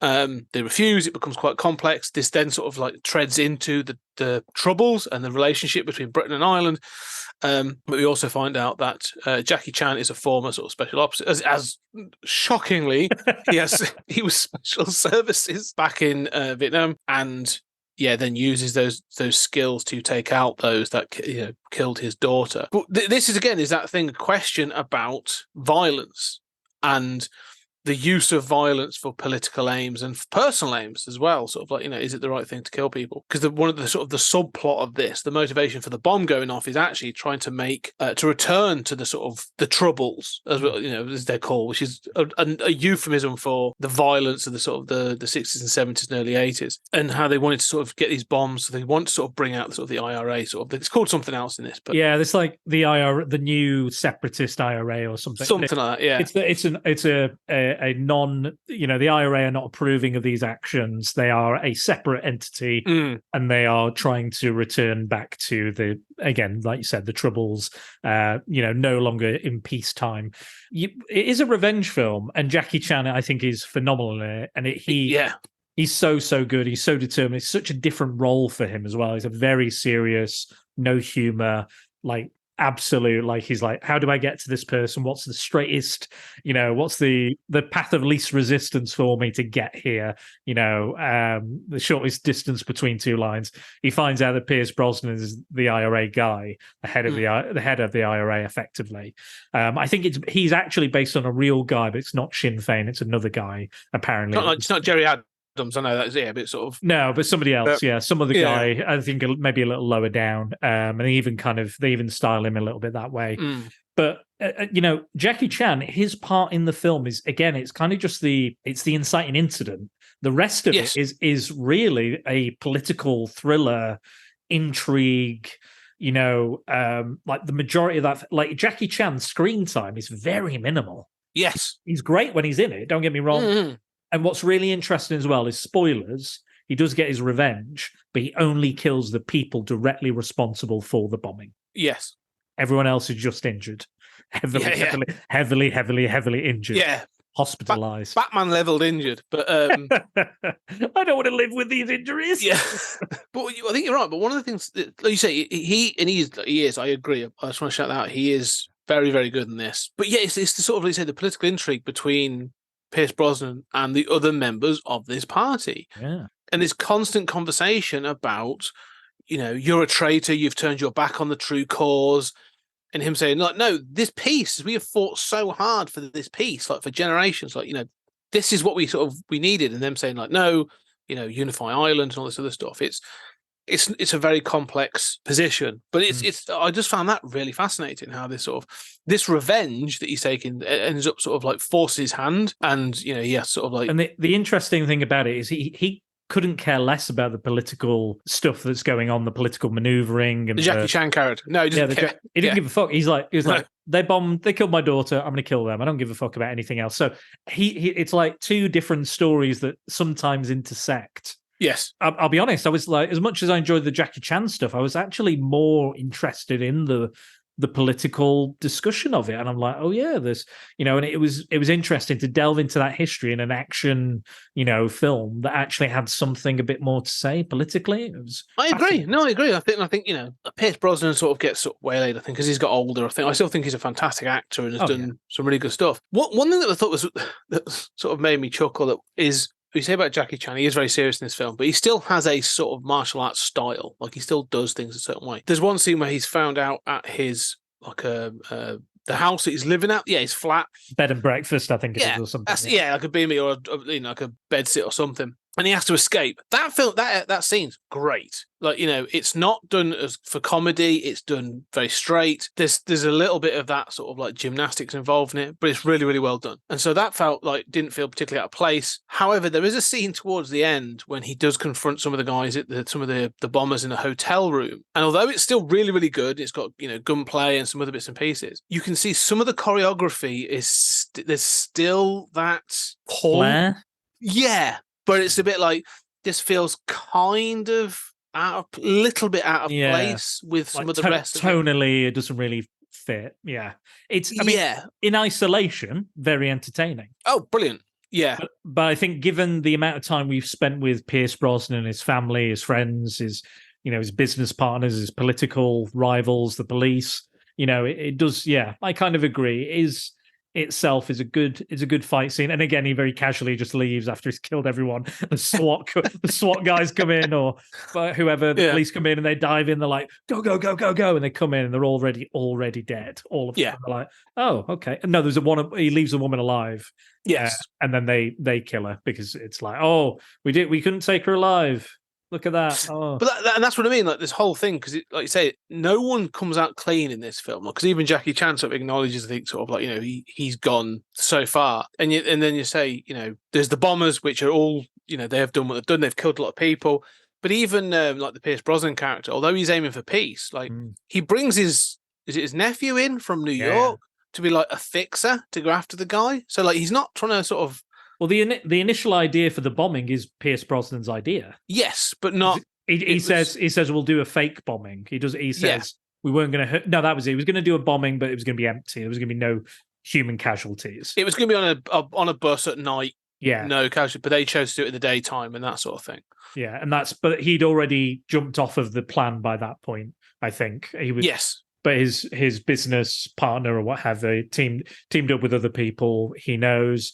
And then they proceed with that, and that's why he sort of knows about it and he's involved, but not directly. There's a lot of greys here, but yeah, I thought it was surprisingly intelligent and interesting action revenge thriller that I think we could do with more of. I agree. That's what I thought was interesting. It's a Netflix film. Like it's on Netflix. It's good. And it's good. Yeah, that's exactly. I was a bit like, this is a Netflix film. It may be crap. And then I remember watching it and thinking, this is surprisingly good. Like, this is actually not Red Notice, which is possibly one of the worst films I've ever seen. So, yeah, no, a big shout out for that. I think. And The Foreigner from 2017. Yes, The Foreigner. Definitely. Get on that. Okay. My next one is probably the most brutal one on my list. Straight Heads. It is somebody asked for a film starring Danny Dyer, and I was like, I don't know if Danny Dyer is going to make my list, and I was like, oh shit, he has. Fuck.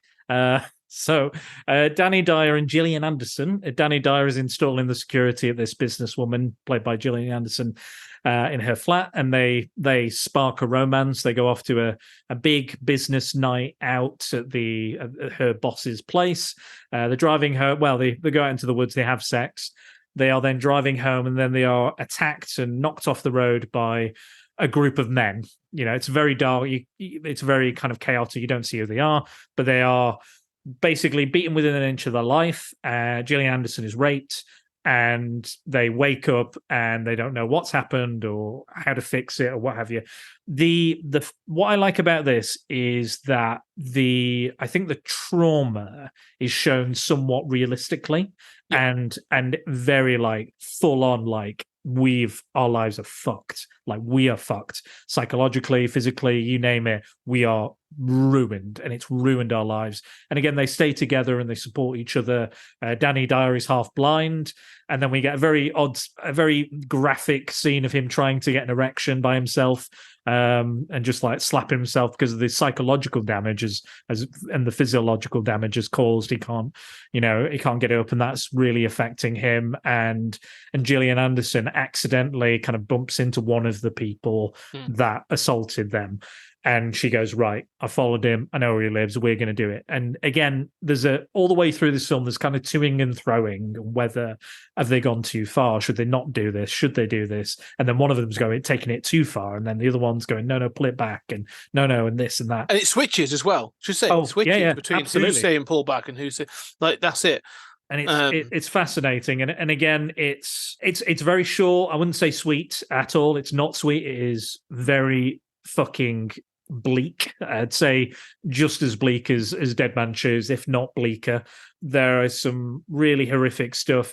Again, there's some really horrible people, but then there's still kind of like there's nuance to it as well, where it's not just like, I'm not a complete arsehole, I was doing this, I had to do this to do this. But yeah, there's a lot of layers and levels to it. But what I like is how far do you go until you are just as bad as the people you are trying to get revenge on. And I think this balances all those kind of elements together really well. I think Danny Dyer does what he does here. You know, if you love him or like him, loathe him, whatever, he is Danny Dyer in this, and it works because he is young and he's, you know, 23, I think, when he made this. Yeah, he's a young lad, and it comes across that way that he's quite exuberant, and she's very much more reserved. But then she breaks out and has these moments of just pure unadulterated rage, and they're teaching each other and using their skills to hack into the house and plant cameras, and then they've got a big fuck off sniper rifle from Gillian Anderson's military dad. But yeah, I really enjoyed this one. Again, very short, and it was inspired. The director actually interrupted a attempted rape, and that inspired the film. Oh, really? Yeah. So like, it kind of stayed with him for quite a while. So yeah, it was quite a deep and dark thing. He calls it his sick puppy of films that he's made. But But yeah, so the term straight heads comes from the idea of keeping your head on straight and not committing any crimes, which is not what they do in this. No. I mean, it's an interesting one because, again, I struggle with Danny Dyer because I'm not his biggest fan. But he's not bad in this. No. What's funny about this film, because I do think the second act is the strongest part of the film. And how you say, you're dealing with the trauma, and there's the after the attack, so they get driven off the road, and Danny Dyer's character is like punched out, and there's a whole bunch of other stuff. Him waking up and his face is like covered in blood. His clothes are all sort of like, disheveled and ripped, and he's just at the side of this road. And then he sort of just wanders. He sees the car that's been abandoned and walks up to this car, and he's just like, he's fucking mess of blood and stuff. And he plays it really well. And you just walk past it, and Gillian Anderson sat on a tree stump in an overcoat, and it's clearly cold. This is the morning, like this is the early hours of the morning, and it's kind of like stark. And yes, because even he's like, "Are you all right?" And she just stands up, and you're like, she's not all right, but she's not processing this, and you can tell. And she's brilliant. I think Gillian Anderson is fantastic in this. Yeah, really, really, really good. And I think this has, again, like we were talking about, all these different levels and the subtext and the emotional complexity. I think it's played to a T here, and even the villains have some sort of kind of arc to a degree. One of them has a kind of an arc. You learn more about why they were, what was going on in the car, the whys and wherefores of it. Again, you're not going, oh yeah, I would understand why he did that or why he does it's no this. excuse. Yeah, it's no excuse, but you kind of, and again, you see Danny Dyer going down a slightly darker path with this, because now they've embraced going on the journey. And again, they're like, well, you've had your revenge, why can't I have mine? When am I going to get my satisfaction? Yeah. And there's some very, very brutal. There's very brutal acts in this. Especially at the end. Well, I wanted to say because the film starts like a penthouse story. Like, this is every 23-year-old's dream. Like, I was this is the story that starts. I was installing security in this woman's house. She was incredibly fit, and she invited me to a party, and then we had sex in the garden. Like, that is it. That would be sort of appearing in a porn mag, and everyone would be like, whoa, yeah, that sort of nonsense. But this is the sort of like, it continues from that point. So the first act, the whole sort of instigation feels kind of like a little silly, not in a bad way, but you're like, it does feel like a kind of a sleazy sex, the Red Shoes Diaries kind of thing. David Duchovny. Yeah, there you go. Yeah, the other side of the X-Men. He was in that. Yeah, absolutely. Like, it's an erotic thriller. It feels like it feels like it's playful, but I think that's to juxtapose where you end up. 100%. I mean, I agree, and that's you get the silly, playful shit, and then you get the absolutely dire, dark shit at the end. Well, it's about her power, and this is one of the things, again, I thought was quite interesting. Like, she's the one that's in control. Like, she's the older woman. She's clearly a career woman. She's got the money and the power, and she's playful. And like you say, she's able to do that. And then it's the brutality of the act on her completely removes that power in the dark in a wood somewhere. One thing I want to say that to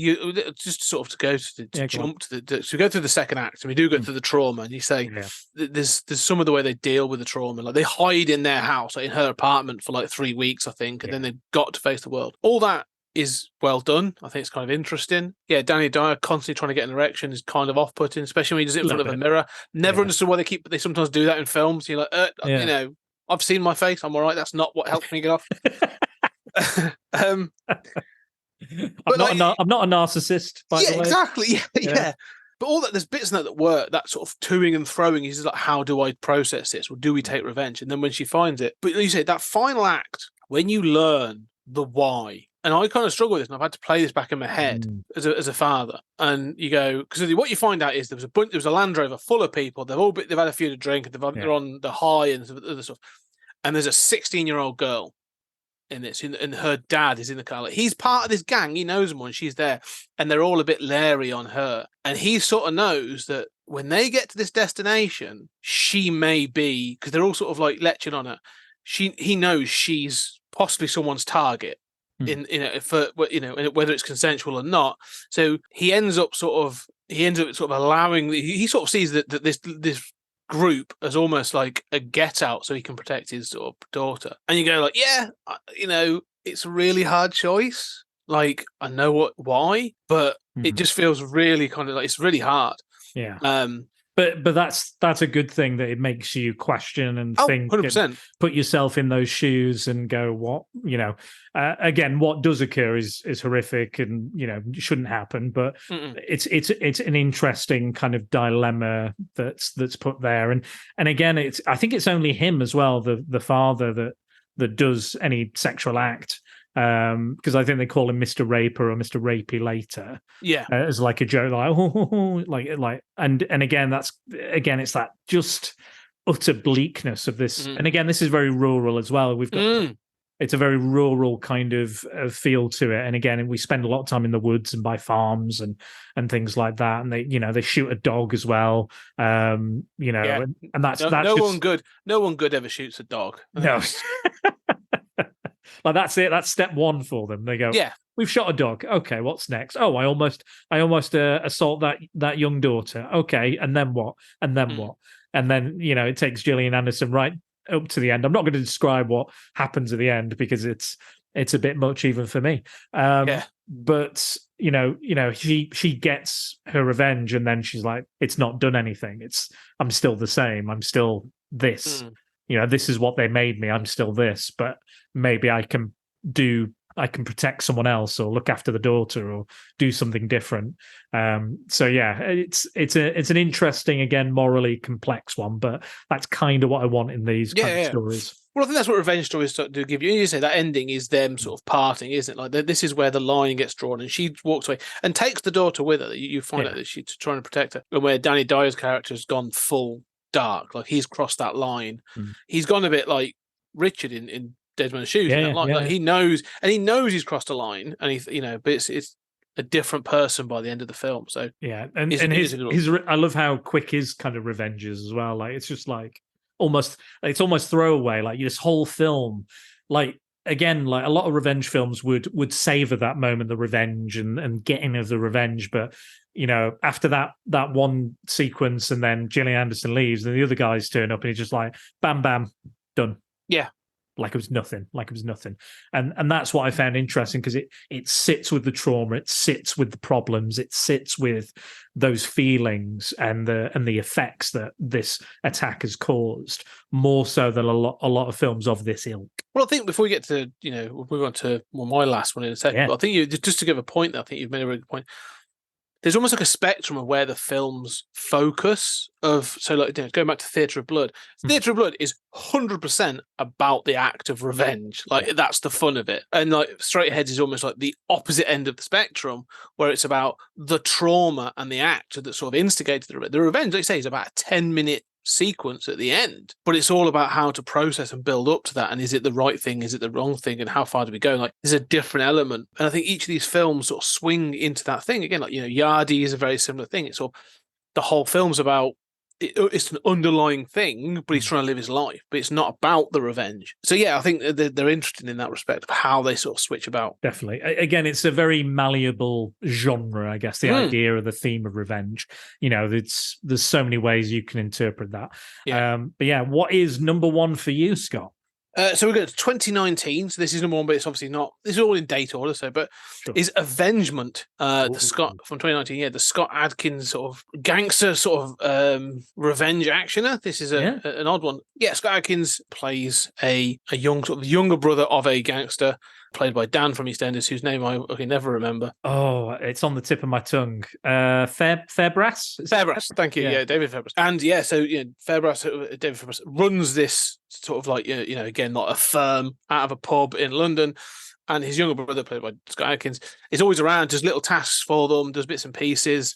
But he wants to take on martial arts. He wants to go off and have a career as sort of a martial artist, and they sort of laugh it off because he's supposed to be part of the firm. He then runs a single task for him, and in doing so, he ends up sort of running over this older woman and gets sent down for it. But then, and the rest of the firm, especially his older brother, don't know if he's spoken to the police, don't know if he's given up anything.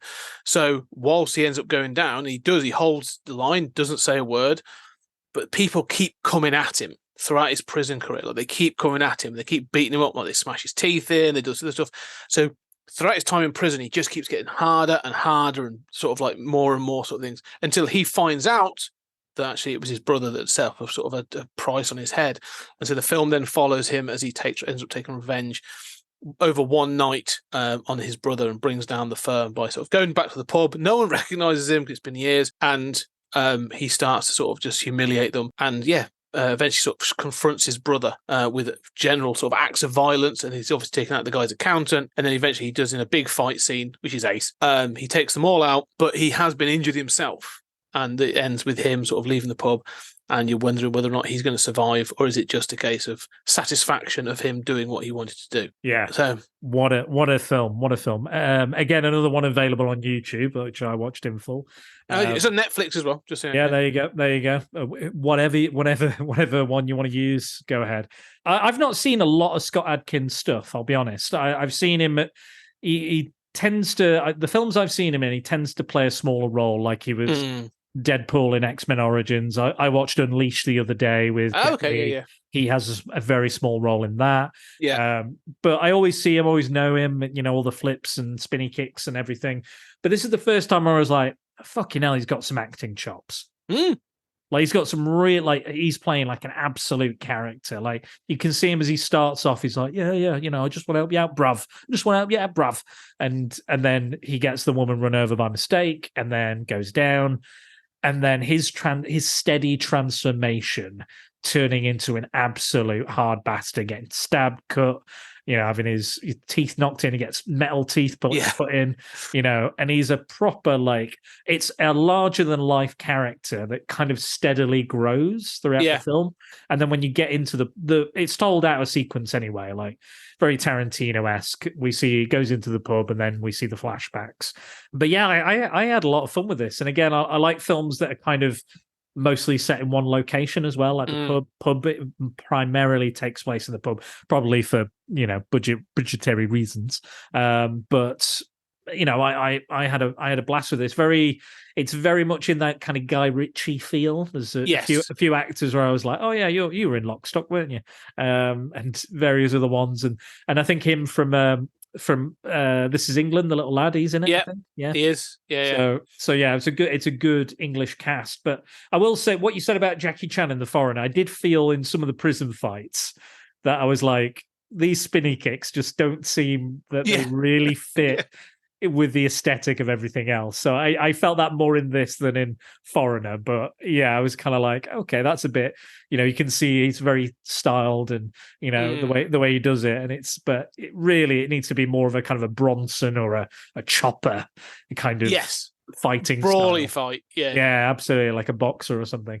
But again, I forgave it. I was entertained. I love him and the warden. He's just constantly like goes in. The warden's like, "What the fuck are you doing?" He's like, "I fucking hate you. You can." There's even an outtake at the end where he's like, "Yeah, you're still a fucking can." He goes off on one for ages. Yeah, they got sort of Well, there's a humour to this film as well.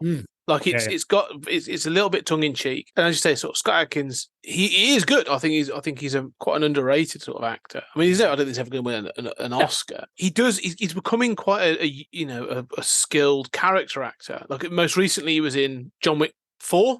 Yes, and he put like a fat suit and stuff in that, and he plays like a Russian or something. I can't remember. And there's an amazingly sort of like elongated fight scene with him in that and doing stuff. And he's just great. Like he's just fun, and I think he gets that. Like, I'm never going to be Joaquin Phoenix. Like I'm never going to be that. So I'm going to do what I do. He's like, he's in the sort of Van Damme sort of mold, and he knows it. So in this, I think, that he has an opportunity though to act a bit and to do a character act. He does an arc. Like he starts clean cut and this other stuff. And things keep happening, like in the prison, so he gets stabbed and he gets his teeth smashed in. The whole thing with his teeth, where he has the metal grill put in, and so then he basically says to him, like, "Why'd you choose that?" And he's like, "That's all I could have." And they were like, "No," and he's like, "Oh well, that's a bit late for that. Everything else now." He's like, "Oh, it's medicine, though. Yeah, medicine. Look well out." So it's got a tongue in cheek, but it works well. But again, a lot of things we've talked about, sort of like the machismo of some of these gangster films as well, and how it gets stripped away. Like, this is like a funny version of like a funnier version of like Dead Man's Shoes. Because again, you have this gangster group that clearly would be intimidating other people and doing other things. But once they're confronted by somebody who's calling them out on their bullshit and stuff, and actually is clearly tougher and a better fighter than them, it all starts to crumble again. Yeah, the banter in the pub is brilliant with the barmaid and the lads and everything. I wouldn't say it's a black comedy, but there are elements of kind of it makes you smile. It made me chuckle. It did. It definitely did. There's a lot of fun to be had, and again, you always think they've got the better of him. You're like, oh, he's only got a 2-barrel sawn-off shotgun, and you're like. But no, you're like, and again, like it's almost a bit of a one-man show. It is. I talked about it in Back to the Filmography as well. Like, the transporter for Statham was like him setting up shop and going, "This is what I can do." Yes, it's real, isn't it? Like, this is my audition for Hollywood. Yeah. This is it. This is all the things I'm good at in one film. Here we fucking go. And I think this is the same for Scott Adkins. I can do the character acting, I can do the martial arts, I can do all this, and I can still make it entertaining and fun, and you're along for the ride all the way through it. And yeah, absolutely. I think it's a really entertaining one. I think it came up in the comments that people really, really enjoyed that one. But yeah, absolutely. It's part of that grim, gritty, Cockney gangster vibe. Yeah. But also it has kind of that martial arts and humor to it, a different kind of humor that maybe... Oh, it's got dark humor. Like he accidentally blows one guy's head off about towards the end and stuff. Like, and they're all like, "You've blown his head off," and he's like, "Yeah, well, ain't gonna worry about it anymore." And it's got some real sort of like dark humor, but it ends in quite a.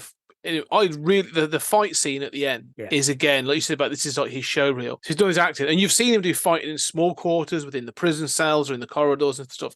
And then basically, like it has its Jackie Chan moment at the end where it's like, "Oh, we've got an entire pub set, and we're going to use all of it, and glasses, tables, everything's going to get used."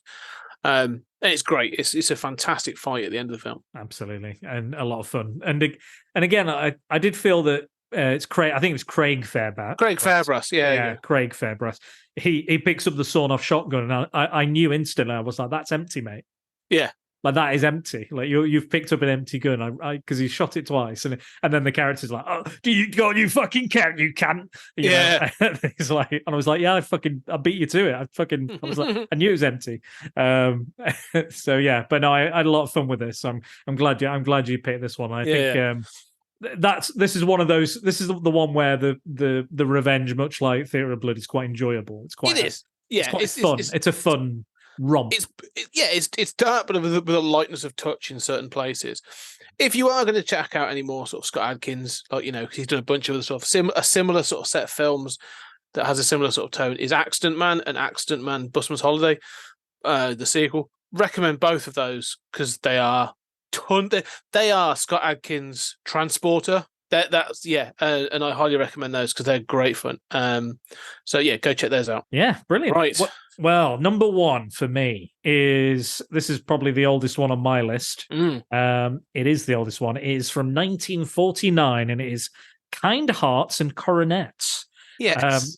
So this is one of the classic English films ever made. It is a black comedy. It is very, very, very Oscar Wilde. Oscar Wilde. That's the one. Yeah. Who's Oliver? Is Cockney brother? Cockney geezer brother. Oscar Wilde. Very Oscar Wilde. Very prim and proper. but like way ahead of its time, like leap years ahead of its time in the way you would depict revenge comedy. I think Eddie Murphy owes something to Alec Guinness as well, with all the characters he plays. Oh, Alec Guinness in this. Oh, I've never heard of this film, but it is something else. It is. It's basically about a young guy whose mum married outside of her well-to-do family for love, and then was kind of extradited away, and has no benefit of the riches or the titles or anything to do with that family, the Gascoignes. And she died and was, pauper's funeral. And then her son, because of this, decides to take revenge on the remaining Gascoignes, because if he kills them off, he inherits everything. Yes. And every single member of that family is played by Alec Guinness to a T. Wonderful. And we should say, it's amazing the way it works, but this isn't Obi-Wan Alec Guinness. No. This is the younger... cheeky chappy Alec Guinness. Like, this is closer to sort of... there's other acts I'm trying to think of. Yeah. It's an Ealing comedy, so if you've seen things like Lady Killers, that's a easy good comparison. Yeah, there's a few others he did as well. I think the Man in the White Suit and some other stuff. But they are known for doing primarily comedies. They dabbled in horror a little bit with Dead of Night, which is a popular kind of anthology horror film they did, which again has its comedic elements. But this is like the blackest of black comedies at the time. So much so, in the US, they were like, the bad guy can't get away with it, so we have to send him down. Like, the US were like, this is, you're pulling at moral strings here. We can't have a bad guy win. So yeah, and it's a wonderful, very charming. Again, it's a little stuffy here and there. And Dennis Price, actually, I realized Dennis Price, not only does he turn up in Theatre of Blood, he turns up in Victim, and he turns up in it. So it's 3 appearances within this top 5 list, top 10 already. But yeah, he's fantastic. And there's so much playfulness. The female characters, I think, as well, are portrayed like way ahead of their time, given so much agency. And again, like it's the deaths as well are really humorous. There's like they are played for absolute laughs. It's brilliant. This is like you said, some of the blackest of comedy, and that's what I was so enjoying. And just because it is like Machiavellian, like this is really sort of manipulative, because he has this list. There's 7 of them, isn't there? I think there's 7 sort of characters he's got to get through. Some of them are just so good. He ends up having relationships. Like, he's got this one woman that's he could marry, but then he's got this other relationship with the widow of one of the victims, and this other thing going on. Who his death is the best. He's my favorite one. There's I forget which one it is. There's a middle who has a penchant for photography. Yes, yeah, and he makes friends with him through that, and he gets to know the sort of him and his wife, and then basically sort of like plot. So he when he goes to use his dark room, which is a shed, it'll basically blow up, and it does. And they're sat there having tea, and you hear this and see the smoke, and then they're both like, "Oh dear!" And he's like, "Oh my word, what is this?" And it's just sort of so brilliantly played. And he's probably the nicest of the bunch of them. Like, he's just like, he's the most Alec Guinness of the bunch of them, because he's like, "Oh, jolly good, hello, yes, nice to see you. Yeah, what do you do? Oh, you like photography? Oh, very good." And then he replaces one of the chemicals, and again, it's not even like a raucous explosion. It's just like a. Yeah, and then they're like, "Oh, what was that?" He was like, "Oh, nothing. I didn't hear anything. I don't know what you're talking about." And then they see the smoke, and she goes, "Oh no," But it's a lot of fun. But yeah, it is very Oscar Wilde. It is very the importance of being earnest. Is that kind of fun. Just silly. There's so much. There's so many levels to this. Oh yeah, and again, the way that they frame it as well. The framing device is he's already in prison. He's about to die for the crimes, and then he's telling his story. He's writing his memoir. That's right. What's fantastic, because he thinks he's been sort of set. So he thinks he's off to be executed, and so he's writing this memoir of all that thing he's done and how he feels about things, which is what you get like this. You get like a narration through it every now and then. And again, because again, one of the things is one of the oldest of the seven is this guy. Is he a banker? I think. Yes, yeah, that's right. Yeah, And he goes to work for him. Yeah, he goes to work for him, and actually, he does really well. And you find out that actually, he wants to do this, but he could have just been a really successful banker because he just seems to be really good at it.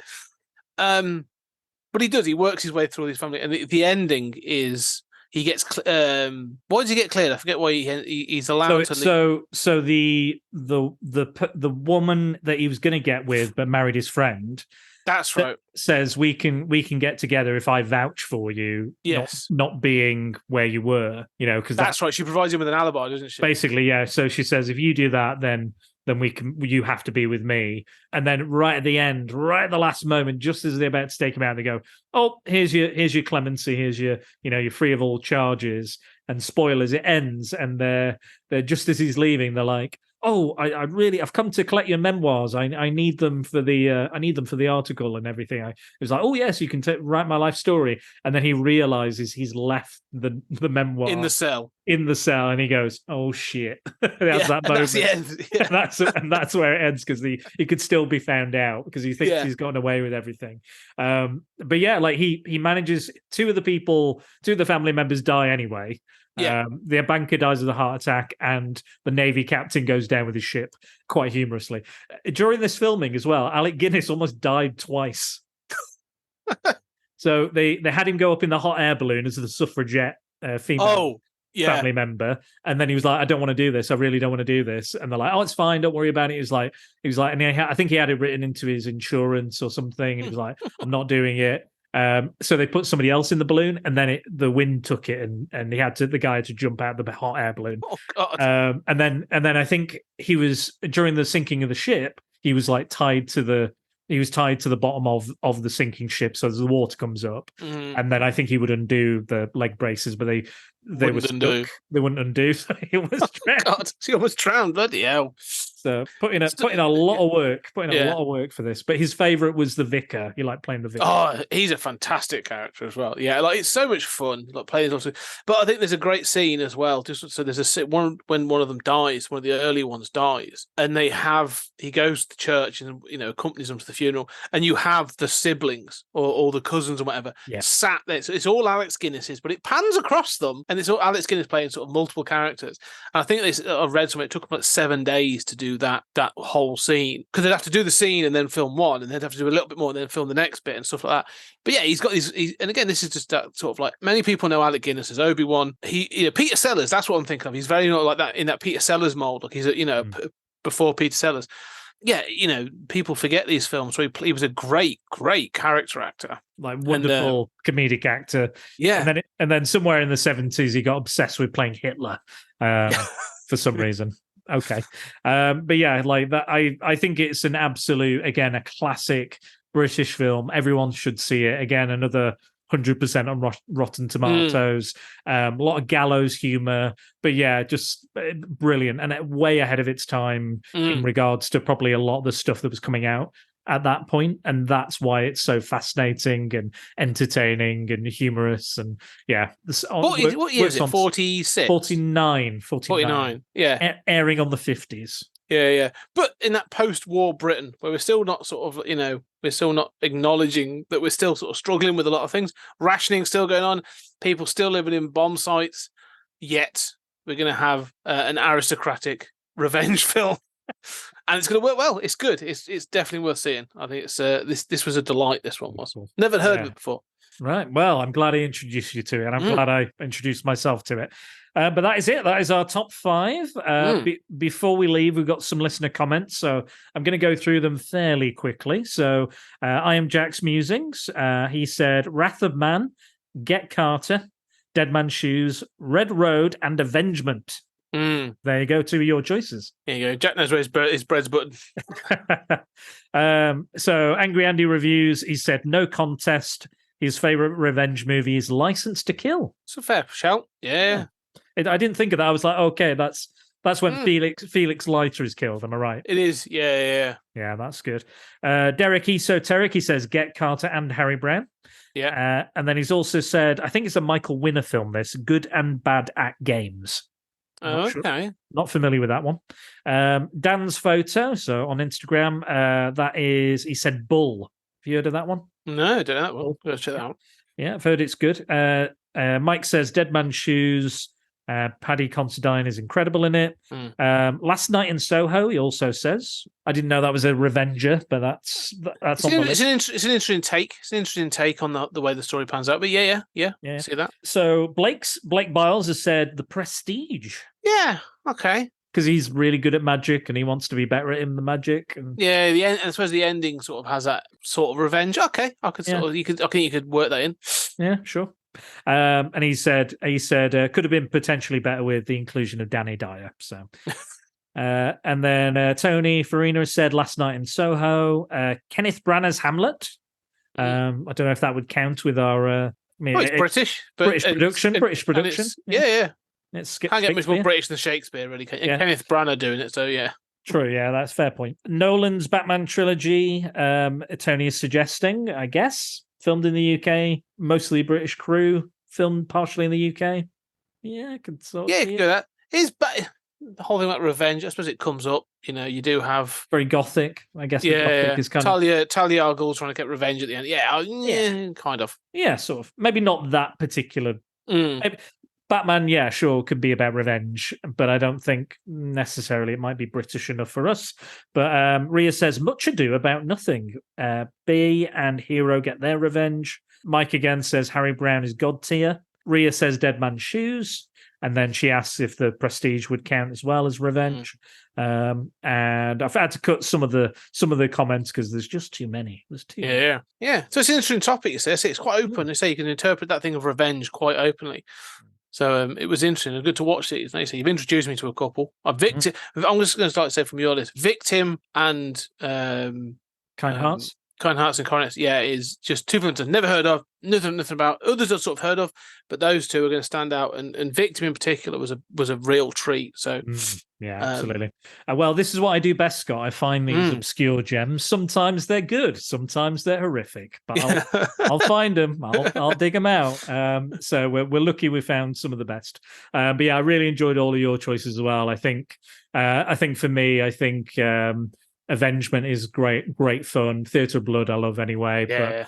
But Dead Man's Shoes, I was definitely going to get around to. But yeah, Avengement, I wouldn't have watched. But yeah, there's some excellent choices. Harry Brown again, really solid. I think that was the only one I had seen before. I think out of yours. But yeah, I would definitely recommend all the ones you've suggested as well because they're just top tier, God tier, as Mike would say. God tier. But you, Scott Weatherly, have many fingers in many pies, many social media accounts, many podcasts, many things for people. Like I said, I was listening to you before I even had a podcast. So that's how long you've been about. So you've got so much content, I should say. Yeah. Patreon, outside of Patreon. That's it. Where can people find you? What can they do? On X or anything else? Just the main sort of thing is 20th Century Geek. That's on the main podcast. Took a bit of a hiatus this year, but it's back, and we're doing some other bits and pieces now. So yeah, just at 20th Century Geek on it's on Twitter, Facebook, Instagram, Threads, all those kinds of bits and pieces. Stories Out of Time and Space, the sci-fi podcast I do with the great Julian Darius as we go through different sci-fi films. We're doing a book at the moment on nice. That. We're writing essays on all the films we've done. I'm currently writing one on Event Horizon. Nice. Good shout. And then sort of other things. Go check out. So I've got the Judge Dredd book out. I've got a Moon Knight book coming out very, very soon. Essays on Moon Knight. And the other thing, we've got Patreon, and coming soon, again, me and Julian are working on a project in which it's a bit like, it is like back to the filmography. Yeah. We are working our way through the Akira Kurosawa filmography from 1941's Horse. I had to quickly just check. And that's going to be a Kickstarter that we're going to be sort of kicking off later this year. So, nice. Excellent. lots of things going on. Yeah, I've covered a couple of Kurosawa when we did the Samurai Month. We did Throne of, again, Shakespeare, Throne of Blood, and Ron. Yes. If you haven't seen those are fucking great. Both. Yes, Ron I've seen, but I haven't seen Throne of Blood yet. But we'll get there. Yeah, Throne of Blood. It won't take you too long, I don't think. But that's a really good atmospheric one. Yeah. Dripping in atmosphere, that one. But yes, that's it. So you can find me at spiderdanandthesecretballs.com. Do all the good stuff. Please subscribe to the Pop Culture Collective newsletter to find out what myself, Comics in Motion, and all the other related podcasts are up to week by week. I've not been very good at keeping up with that, but I've sent one in. So the latest one, there is something. As minimal it is, there is an article there.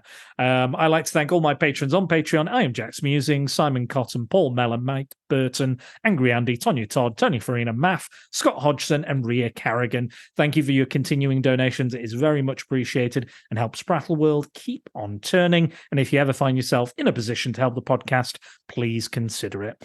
And I know it's been a long time coming, but I'm very, very glad we finally got to sit down with each other again and have you on Prattle World. No, it's been great. Thank you very much for having me on. I've really enjoyed this. Absolutely, a treatise on revenge. Yes. There's another book for you, your revenge films. I'm sure there'll be many more books to come. But yeah, thanks again, Scott. You've been a delight.